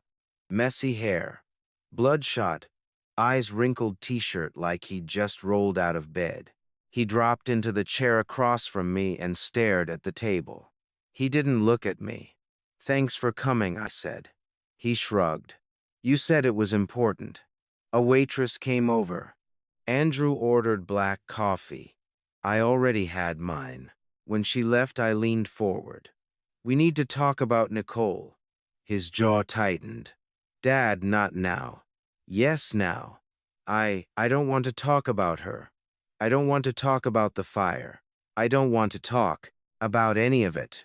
Andrew, your wife tried to end my life twice. We're going to talk about it. He looked up sharply. I opened the folder and pushed it across the table. Look at this. He hesitated, then picked up the first sheet. It was a still image from my doorbell camera. Nicole standing on my porch with a large black duffel bag over her shoulder. February 7th, 6:45 p.m. So he said, she came to your house. We made you dinner. Keep looking. He picked up the next sheet. The hardware store receipt. Henderson's Hardware. February 5th. Timer switch for $12.99. Copper wire for $850. Electrical tape for $5.99. Gas valve adapter for $18.99. Total $4,647. Payment method credit card ending in 8,891. Card holder name Nicole Morgan. Andrew's face went white. What is this? He whispered. Nicole bought the materials to set the fire. I said she brought them to my house in that duffel bag. She installed a timer device in my basement that opened the gas line at 2:30 inches the morning. She tried to end my life while I was asleep. No. He shook his head. No, she wouldn't. I pushed the fake pill bottle label toward him. After that didn't work, she brought me medication. Told me it was heart medicine from Andrew's doctor, but it wasn't Linepro. It was amoxicillin penicillin. She knew I was deathly allergic. She tried again. His hands were shaking now. I pulled out another sheet. Rachel Parker's obituary. The photo of two young women with their arms around each other smiling at the camera. Nicole's real name is Nicole Parker, I said quietly. She had a younger sister named Rachel. Rachel passed away 18 years ago in a hit-and-run accident in San Diego. The vehicle was described as a silver Honda Accord 2006 model. The driver was never caught. Andrew stared at the photo. I don't understand. I owned a silver Honda Accord in 2006. His eyes widened. Nicole thinks I was the driver. I continued. She thinks I took Rachel from her and got away with it. That's why she changed her name. That's why she married you. That's why she's been trying to harm me. Oh my God. He breathed. I slid the bill of sale across the table, but I wasn't the driver. I sold that car on July 12th, 2006, 3 months before Rachel's accident. The buyer's name was Scott Anderson. This proves it. Andrew picked up the paper with trembling hands. And this, I pushed the last sheet forward. Sign-in sheet from Grant Elementary. Your parent, teacher conference. October 15th, 2006. I signed in at 7:15 p.m. The accident happened at 7:15 p.m. at Balboa Park, 26 minutes away. I couldn't have been in both places at the same time. He stared at my signature on the page at the date at the time, and then his face crumpled. He covered his face with his hands and his shoulders started shaking. He was crying. Dad, he choked out. Dad, I said those words to you. This isn't my problem anymore. When you called me that night terrified and I hung up on you. I know, Nicole told me. His voice broke. She said you'd hurt her family years ago, that you'd never face justice for what you did, that you deserved what was happening to you. And I believed her. I believed her. And I turned my back on you when you needed me most. I reached across the table and gripped his arm. Andrew, she manipulated you. She lied to you to get what she wanted. This isn't your fault. Yes, it is. Tears streamed down his face. You almost didn't make it twice. And I wasn't there. But I did make it. I'm still here. He wiped his eyes roughly because Edward called 911. Because you got lucky. Not because of me. Andrew, listen to me. Nicole is dangerous. She's tried twice and she's going to try again. We need to stop her before she hurts someone else. He took a shaky breath and nodded. Tell me what to do. Anything. I'll do anything. First, we need to talk to Detective Martinez. And the lawyer Michelle recommended Christine Drake. She handles cases like this. Okay. I looked at my son. He'd hurt me deeply when he refused to help me that night. But seeing the guilt and pain in his eyes, now seeing him, willing to make it right, I knew he was still my son. And we were going to fix this together. We set a trap, I said, and we make sure Nicole can't hurt anyone ever again. The meeting with Christine Drake took place the following Tuesday. Michelle Reeves, Detective Greg Martinez, Andrew and I sat around a polished conference table in Christine's law office, carefully planning how to finally bring Nicole to justice. Christine's office was downtown, on the 14th floor of a glass building overlooking the city. The conference room was sleek and modern, with a polished wood table, leather chairs, and whiteboards lining the walls. Christine sat at the head of the table with a thick stack of file folders neatly arranged in front of her. She was in her mid-40s, sharpied, with dark hair pulled back into a tight bun. A navy suit framed her posture, and her glasses rested low on her nose. When she spoke, her tone was calm, controlled, and authoritative. "Mr. Donovan," she said, fixing her gaze on me, "I've reviewed all the evidence Michelle and Detective Martinez have collected. The camera footage, the hardware store, receipt, the forged insurance documents, and the tampered. It's strong, but it's circumstantial." "Circumstantial," I repeated. "Yes," Christine replied. "It points to Nicole, but a skilled defense attorney could argue that someone else had access to your home. They could say the receipts don't prove intent, or that the medication mix-up was an accident." She leaned forward slightly. "What we need is a confession. Nicole admitting on the record what she did and why she did it." Greg nodded. "That's where the wire comes in." He reached into his jacket and placed a small black device on the table. It looked like a button no bigger than a dime. "This is a recording device," Greg explained. "We'll attach it to your clothing, inside a shirt or under a collar. It clearly records audio within a 10-foot radius. If Nicole says anything incriminating, we'll have it." I stared at the device. "You want me to wear that?" "Yes," Greg said. "And just talk to her, not just talk." Christine said, "You need to create a situation where she feels safe, where she believes she's already won. People confess when they think they're in control." Michelle leaned forward. "We're thinking a dinner at Edward's house. Andrew invites Nicole and tells her you want to reconcile before you move away." "Move away?" I asked. "We'll tell her you're relocating to Seattle," Michelle said. "Starting over. You want peace with the family before you leave." It gives her a reason to come, and urgency. Andrew, who had been quiet beside me, finally spoke. "She'll think it's her last chance." "Exactly," Greg said. I looked at Andrew. His face was pale, but his expression was resolute. "You think she'll believe it?" I asked. "She will," Andrew said quietly, "because I'll sell it. I'll tell her you're done with everything and just want closure." He swallowed hard. "She'll think she's about to win." Christine pulled a legal pad toward her. "Here's the plan.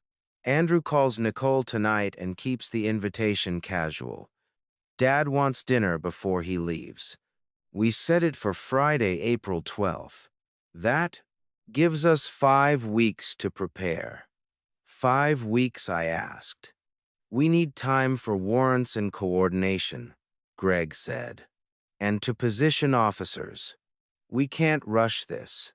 Christine nodded. The dinner will be at Edward's house. Henry, you'll cook something simple. It needs to feel real. During the meal, steer the conversation toward San Diego, toward Rachel. Let Nicole know you see who she really is.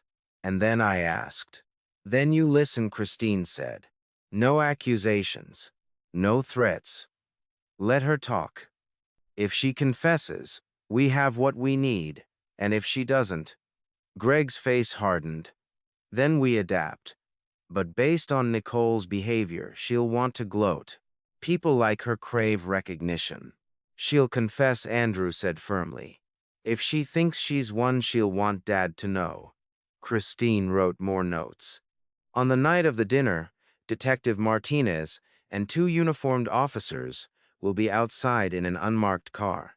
Michelle will be in the guest bedroom with a backup recorder. If Nicole becomes violent or tries to leave, officers move in. Violent, I asked. She's tried to hurt you twice, Christine said bluntly. We must assume she could try again. Michelle slid another device across the table. This is a panic button. If anything goes wrong, press it. Officers will be inside within 30 seconds. I turned it over in my hand, small and flat. Keep it in your pocket, Michelle said. Greg stood and sketched Edward's house on the whiteboard. The kitchen dining room entrances. Officer 1 here, he said, pointing to the front. Officer 2 in back. I'll be in the car. Michelle in the guest room. And Andrew, I asked. I'll be at the table, Andrew said.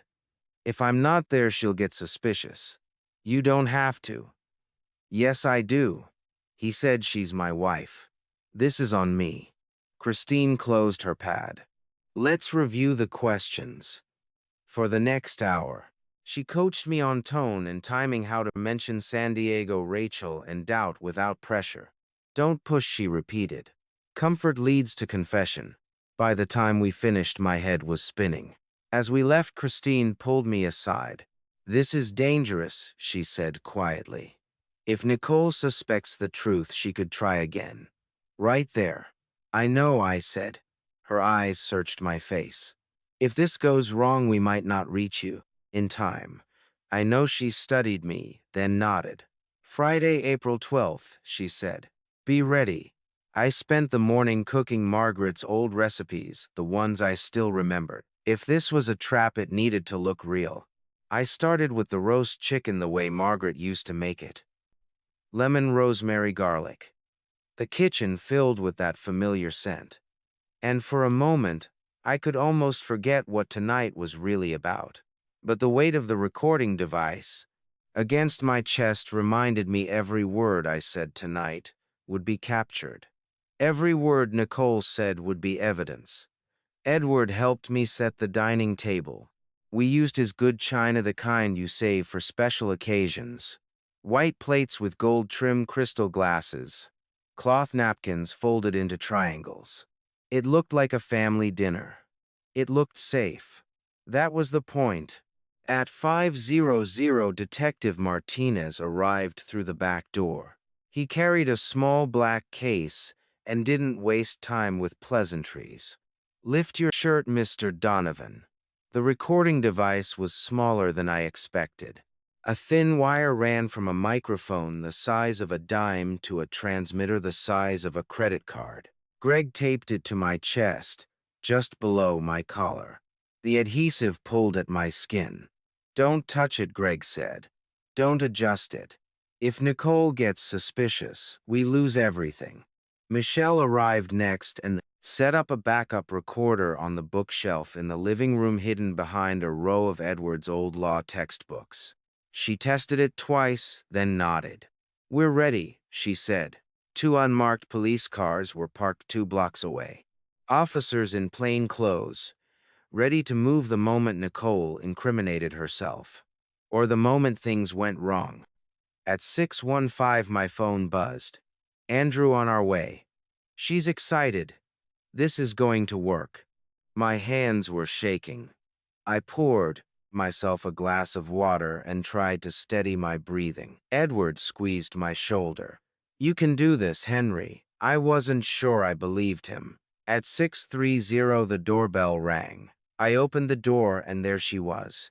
Nicole Morgan, the woman who had tried to end my life twice. She wore a navy blue dress and heels. Her hair was pulled back. She smiled warm and bright like she was genuinely happy to be here. "Hi, Dad," she said, leaning in to kiss my cheek. I forced myself not to pull away. Andrew stood behind her, his face pale. His eyes met mine for just a second, and I saw the fear there. He was barely holding it together. "I thank you for inviting us," Nicole said as she stepped inside. She handed me a bottle of wine. "I brought something special." I took the bottle. My stomach turned. Was this another attempt? Was the wine laced with something? "That's very thoughtful," I said.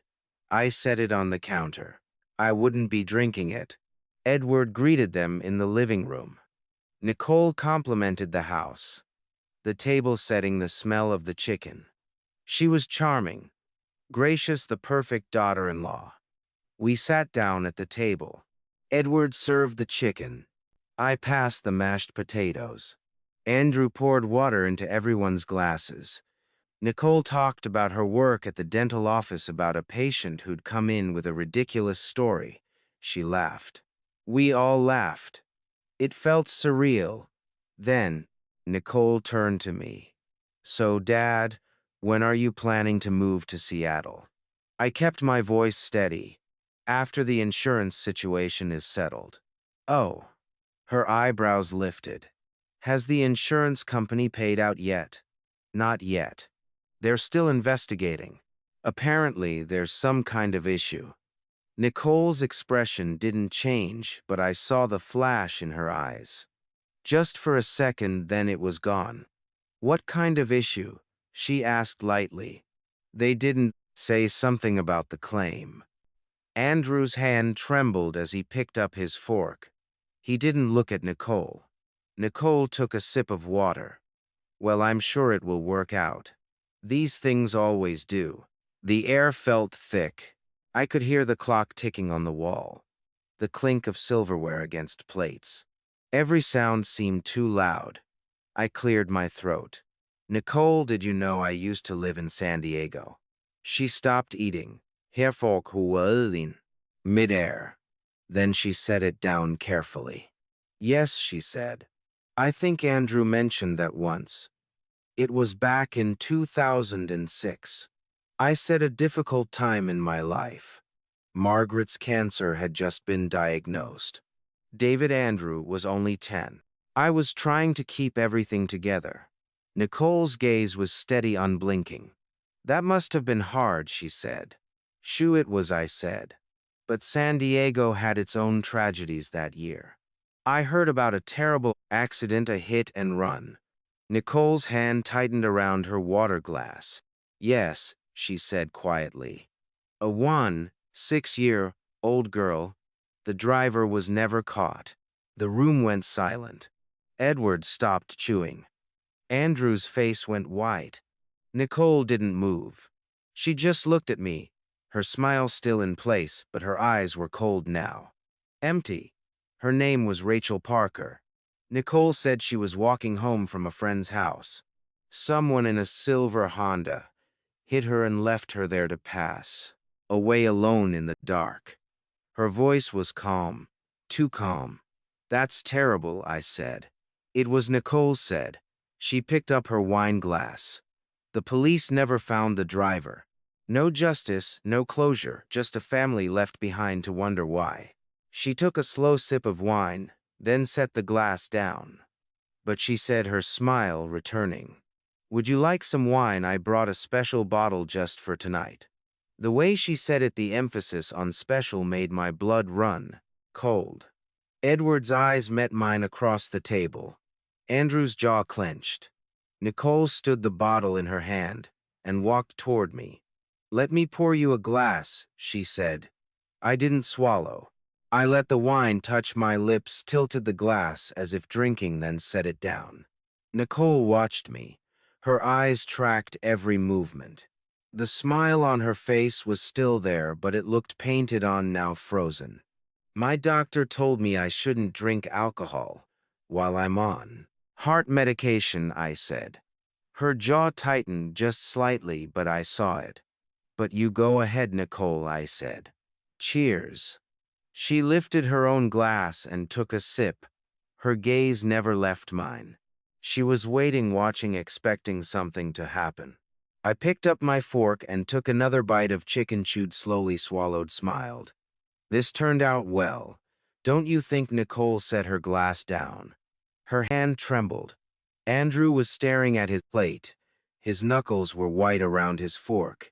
Edward sat perfectly still, his expression carefully neutral. I leaned back in my chair.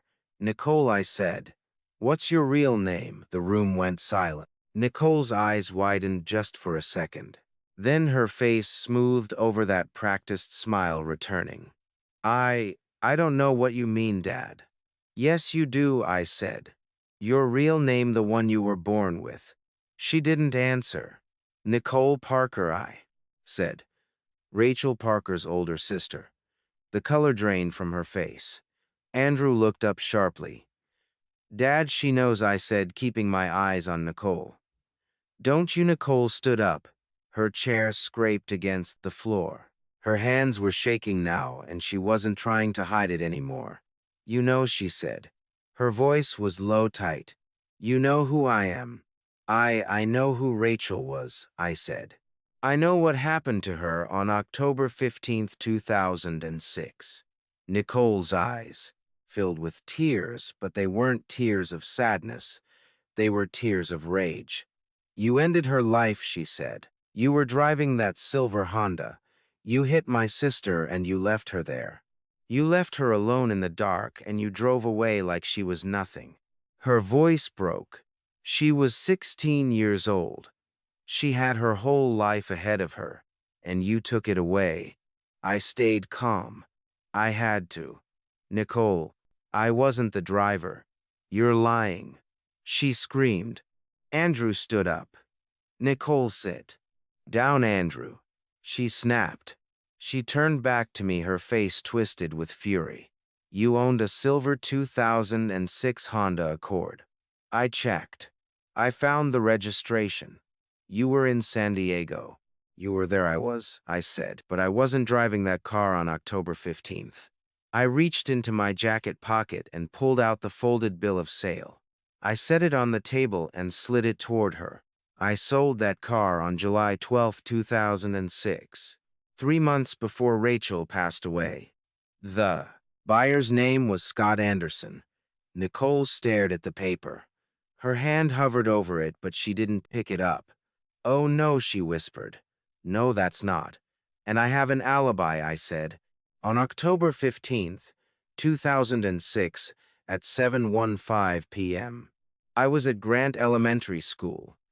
I was at a parent-teacher conference for Andrew. I signed in. The school still has the record. I pulled out the second document, the sign-in sheet, my signature. At 2:100 p.m. The accident happened at 7:15 p.m.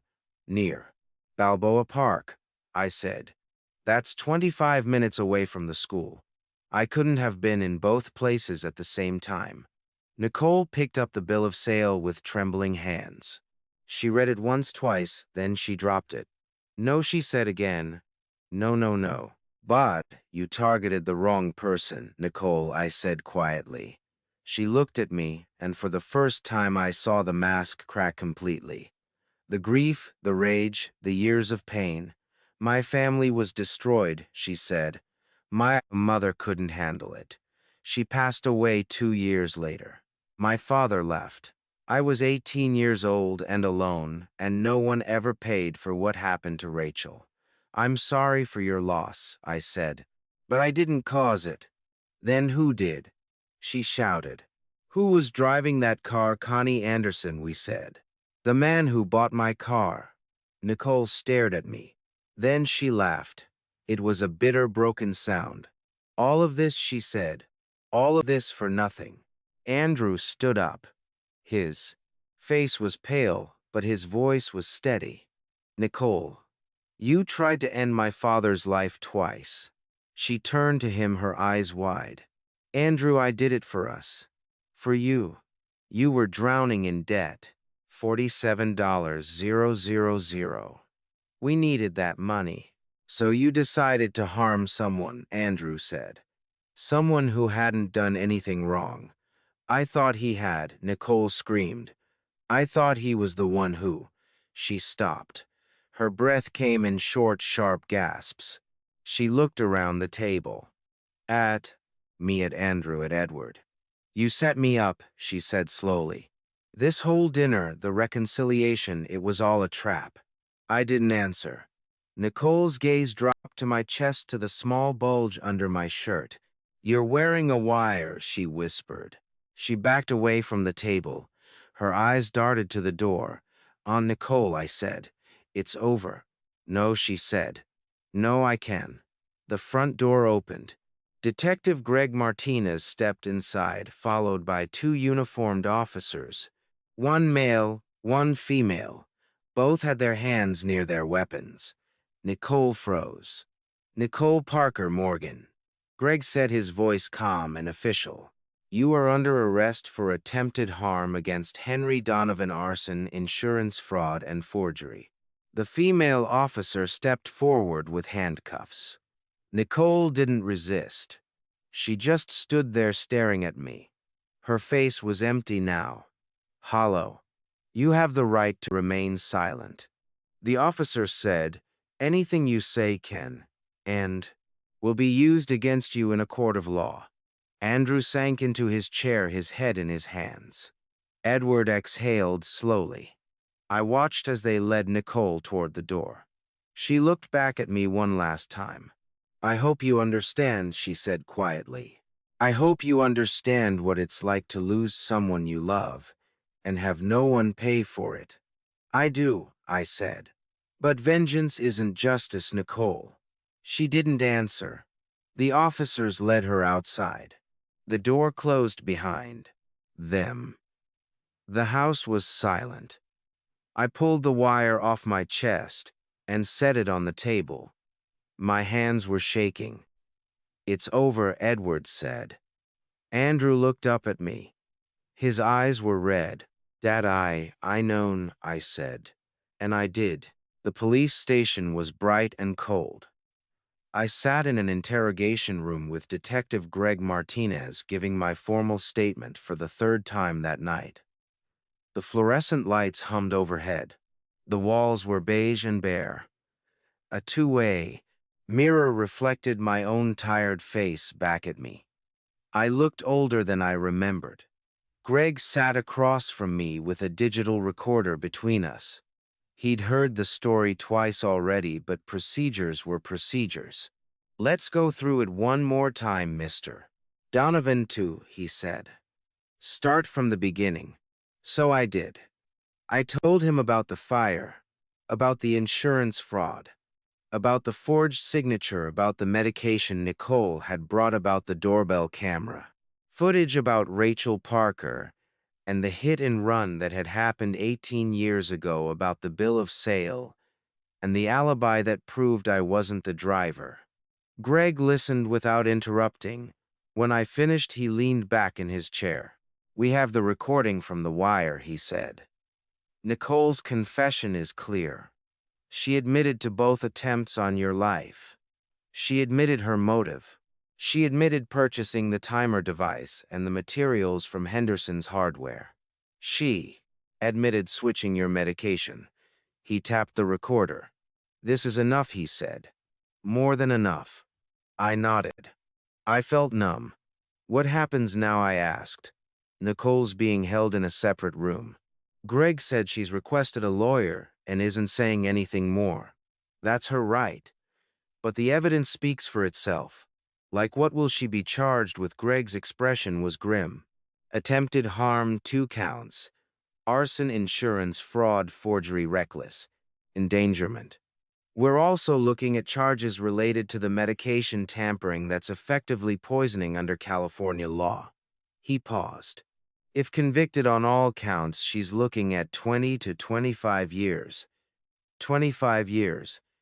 Nicole was 36. She'd be in her 60s when she got out.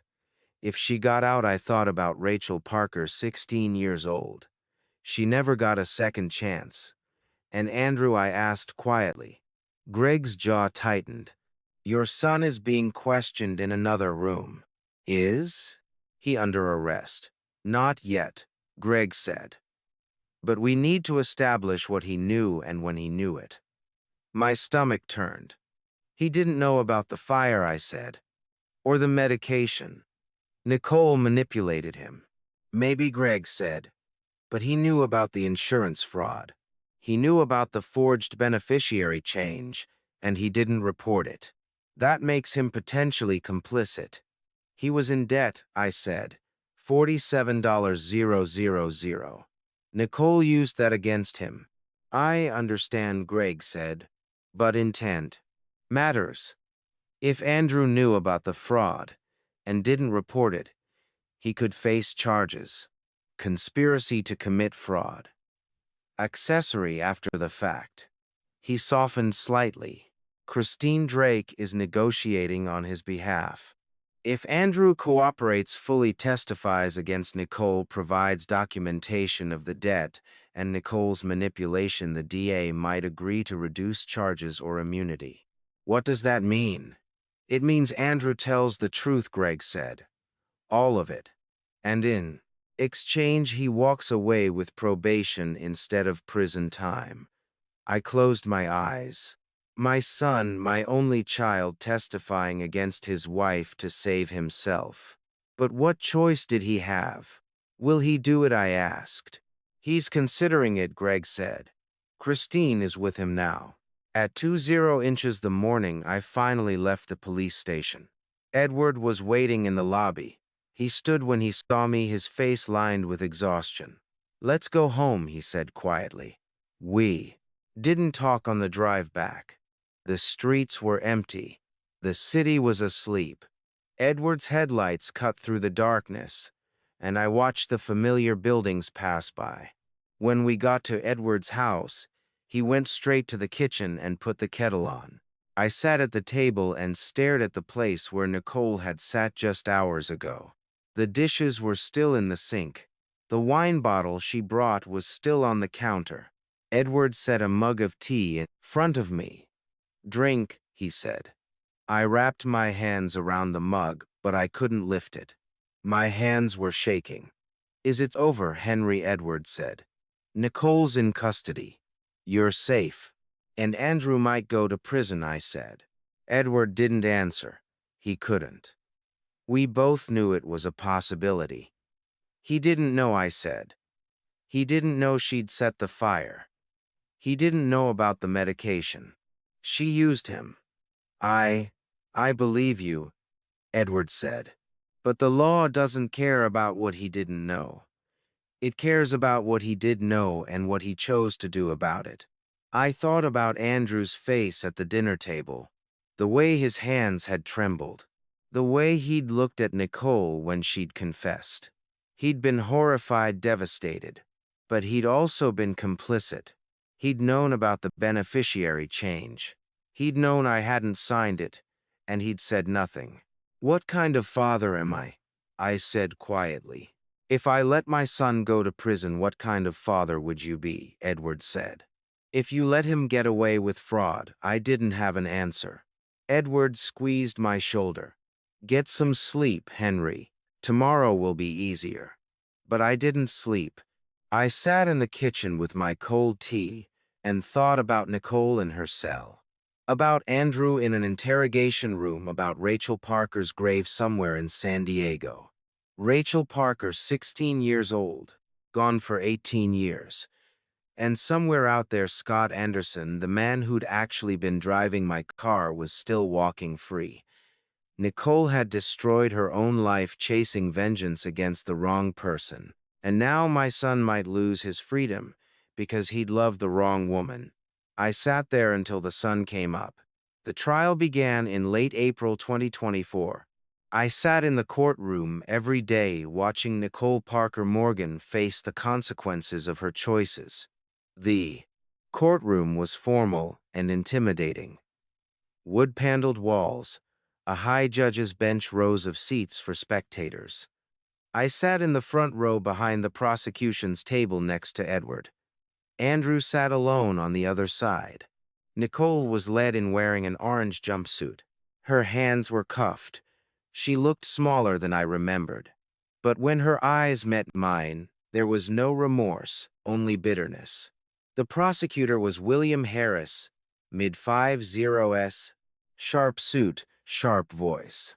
He stood before the jury and laid out the case with precision. Ladies and gentlemen, this is a case about calculated revenge.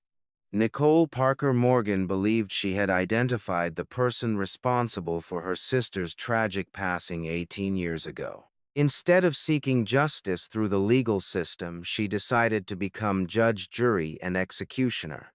He paused. She attempted to end Henry Donovan's life not once but twice. She installed a timer device to flood his home with gas and ignite a fire while he slept. When that failed, she gave him medication that would have caused a fatal allergic reaction. Both attempts were premeditated. Both were deliberate, and both were based on a lie. He turned to the jury. Mr. Donovan was innocent. He had an alibi. He had sold the vehicle months before the accident. Yet Nicole Morgan proceeded anyway. William presented the evidence methodically. The hardware. Store receipt from Henderson's Hardware dated February 5, 2024. The doorbell camera footage showing Nicole carrying the black duffel bag into my house on February 7th. The timer device recovered from the ruins. The fake medication bottle labeled Linapril but containing amoxicillin, a penicillin derivative I was severely allergic to. Then he played the recording. Nicole's voice. You ended her life. You were driving that silver Honda. You hit my sister and you left her there. My voice. Nicole. I wasn't the driver. I sold that car on July 12th, 2006. Nicole's voice louder. I did it for us, for you. You were drowning in debt. $47,000. We needed that money. The jury listened in silence. William called expert witnesses. Michelle Reeves testified about the arson investigation, the timer device rigged to the gas line set for 2:30 a.m., designed to cause maximum harm. Dr. Catherine Hayes testified about the medication tampering. She explained how amoxicillin had been placed in a Linapril bottle, how the dosage would have been fatal given my documented penicillin allergy. William turned to the jury one last time. Nicole Morgan had every opportunity to stop, to reconsider, to seek help. But she didn't. She chose vengeance. And in doing so, she became the very thing she hated. Someone who tried to take an innocent life. Nicole's defense attorney was a woman in her 40s. Calm professional. She addressed the jury. My client does not dispute the facts. What she disputes is the intent behind those actions. She paused. Nicole Morgan was 18 when her sister Rachel was taken from her. Her mother passed away from grief 2 years later. Her father abandoned her. For 18 years, Nicole lived with the pain of knowing that the person who harmed Rachel was never caught, never punished. She gestured to Nicole. When she believed she had found that person, she acted out of grief and trauma, not malice. And when she learned the truth, she expressed remorse. William stood. Look, objection, Your Honor. The defendant only expressed remorse after she was caught. She made 2 deliberate attempts. This was calculated, sustained. The judge said the defense tried to argue diminished capacity, psychological trauma, but the evidence was overwhelming. Andrew took the stand 3 days into the trial. He looked terrible, hollow-eyed, thin. He wouldn't look at Nicole. William questioned him. Mr. Donovan, what was your relationship with the defendant? She was my wife, Andrew said quietly. So, did you know about her plans to harm your father? No, I didn't know about the fire. I didn't know about the medication. But you did know about the insurance fraud. Andrew swallowed. Yes. You knew the beneficiary had been changed without your father's knowledge. Yes. And you didn't report it. No. His voice cracked. I didn't. Why? Andrew gripped the armrests. Because I was in debt. $47,000. I'd been scammed, and I was desperate. Nicole told me my father had harmed her family. She said he was the one driving the car that ended Rachel's life. She said he deserved to lose everything. He looked up, meeting my eyes. I believed her, and I was wrong. I'm so sorry, Dad. The courtroom was silent. As part of his plea agreement, Andrew pleaded guilty to insurance fraud and obstruction. In exchange for his testimony, the DA recommended probation 2 weeks after Nicole's trial. Andrew stood before the judge for sentencing. The judge looked at him over her glasses. Mr. Donovan, you were manipulated, but you were also complicit. You knew a crime was being committed and you chose not to report it. Andrew nodded. I understand, Your Honor. 5 years supervised probation, 500 hours of community service, mandatory counseling. Do you understand? Yes, Your Honor.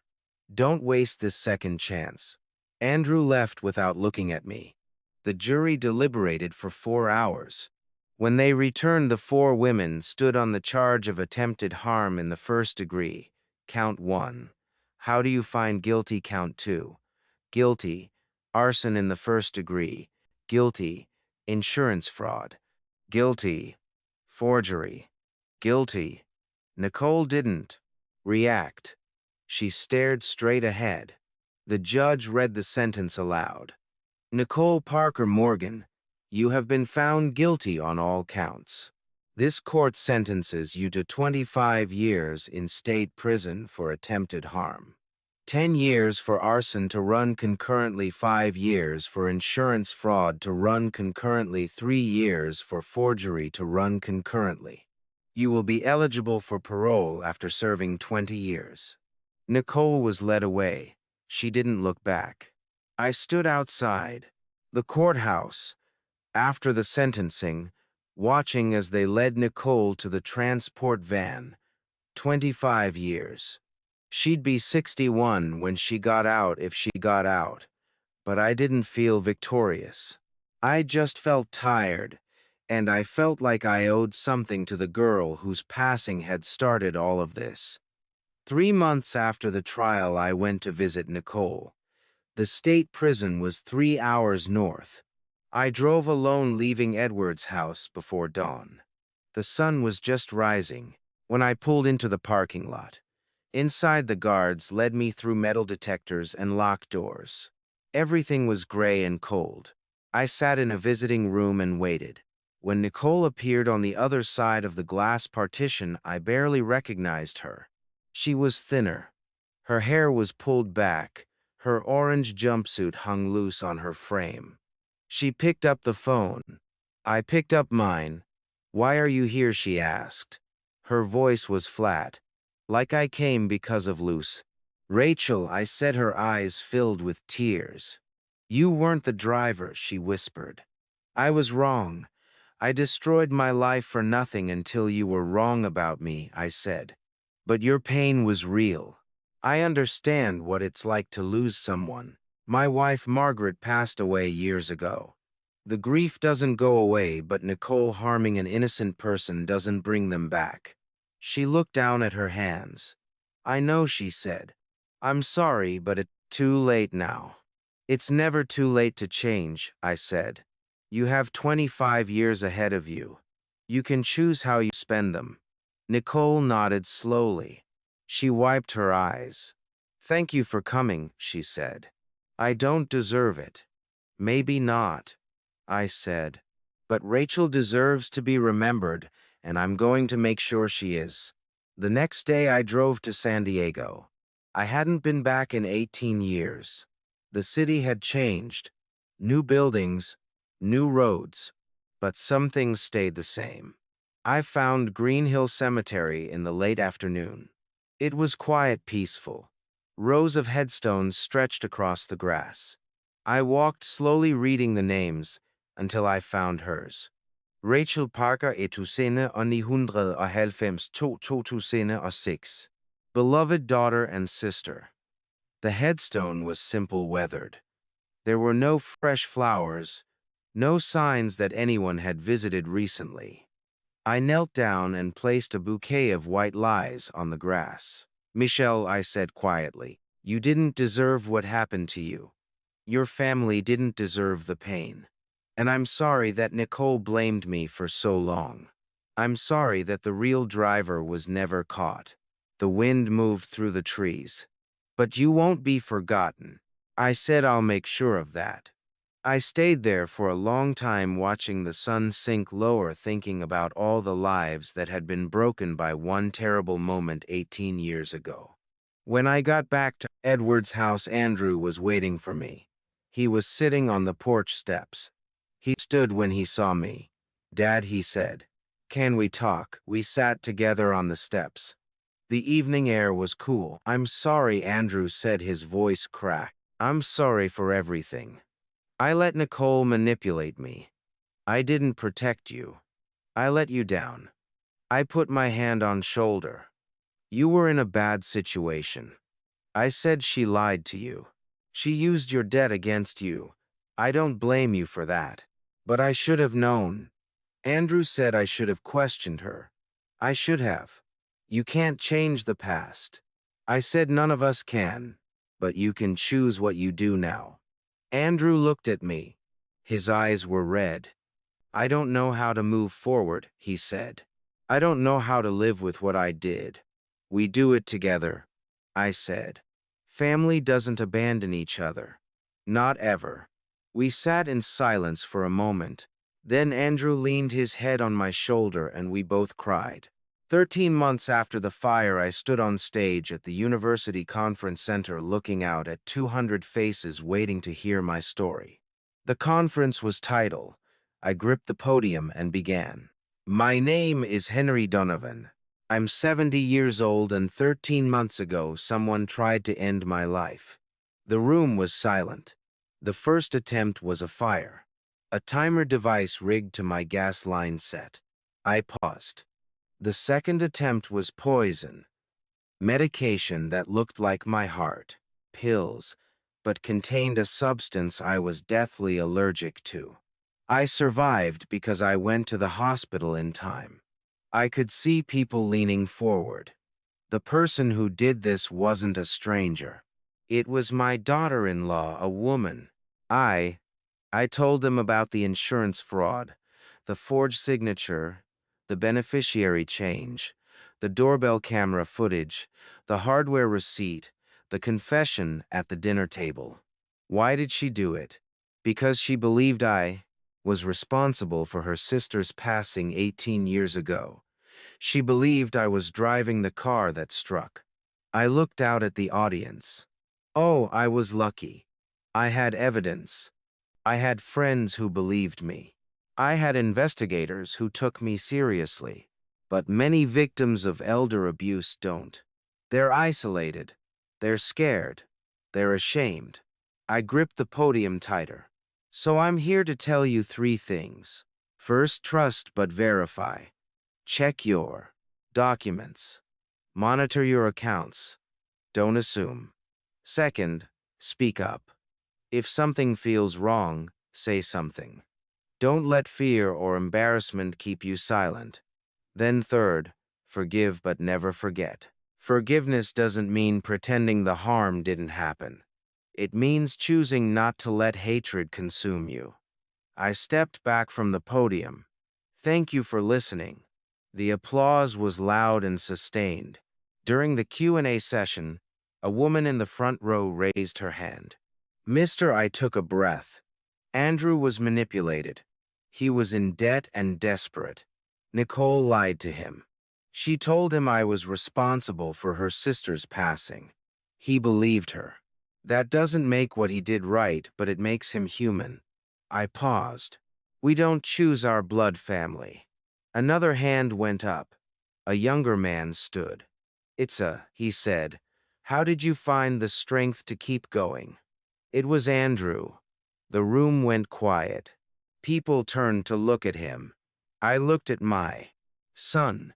Because I didn't want hate to win, I said. I wanted love to win. Andrew nodded and sat down. Someone in the back started clapping. After the conference, Andrew and I went to dinner. We sat at a small Italian restaurant near the university. We didn't talk about Nicole or the trial. We talked about his community service, about the counseling sessions. I'm going to do things right this time, Dad, Andrew said. I promise. I know you will, I said, and I'll always be here. He reached across the table and squeezed my hand. That night I sat in Edward's guest room, the room that had been my home for 13 months. I looked at the photo of Margaret on the nightstand. Her smile, her eyes. We made it through, Margaret, I said quietly. We're going to be okay. My phone rang. It was Andrew. Dad, I just wanted to say good night. And you too, son. I set the phone down and looked around the room. Tomorrow. But tonight I was just grateful. Grateful to be alive. Grateful for second chances. Grateful for the truth. And grateful that even in the darkest moments, there's always a path forward. You just have to choose to walk it. Looking back on everything that happened, I can finally admit this to myself: I was wrong in many ways. I was too trusting. I assumed blood would always mean protection. I believed that, because I was a father, because I had given everything, I would never become a target inside my own family story. That mistake nearly cost me my life. If you're listening to this, let me say what I wish someone had said to me years earlier. Don't be like me. Don't ignore the small warning signs. Don't leave your documents unchecked. Don't assume silence means peace. And don't believe that love alone is enough to keep you safe.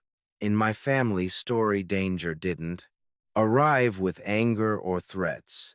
It arrived with smiles, shared dinners, and quiet manipulation.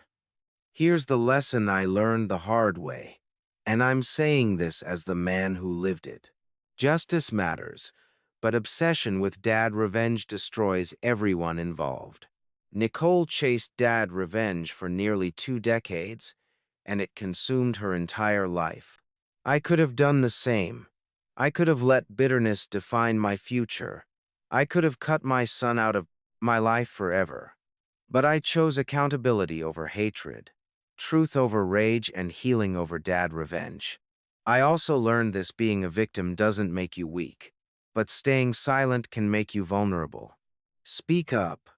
Verify everything. Protect yourself even when it feels uncomfortable, especially when it involves family. This family story taught me that forgiveness is not denial. Forgiveness is clarity. Forgiveness is choosing not to let pain dictate who you become. At my lowest point, when I realized someone had tried to erase my life, I found myself praying again. I asked God not for vengeance, but for wisdom. And what I received was the strength to see clearly, to separate justice from cruelty and responsibility from hatred. Here's my honest opinion. Stripped of emotion and drama, revenge feels powerful, but it's empty. Truth is quieter, but it lasts. I believe this with everything I am now.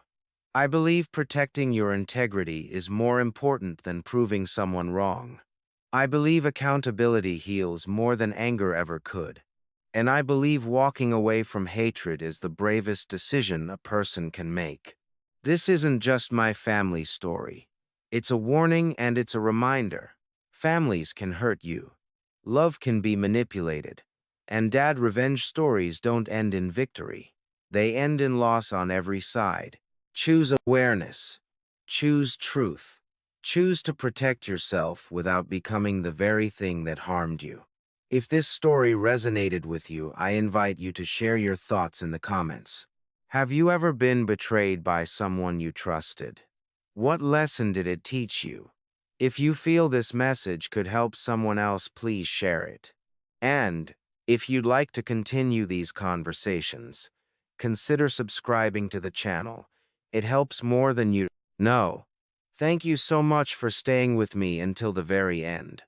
And a gentle note before you go. Upcoming stories on this channel may include fictionalized elements carefully crafted for educational and reflective purposes. If this type of content isn't for you, feel free to step away and choose something that better fits your preferences. I truly respect that choice, and I appreciate you being here.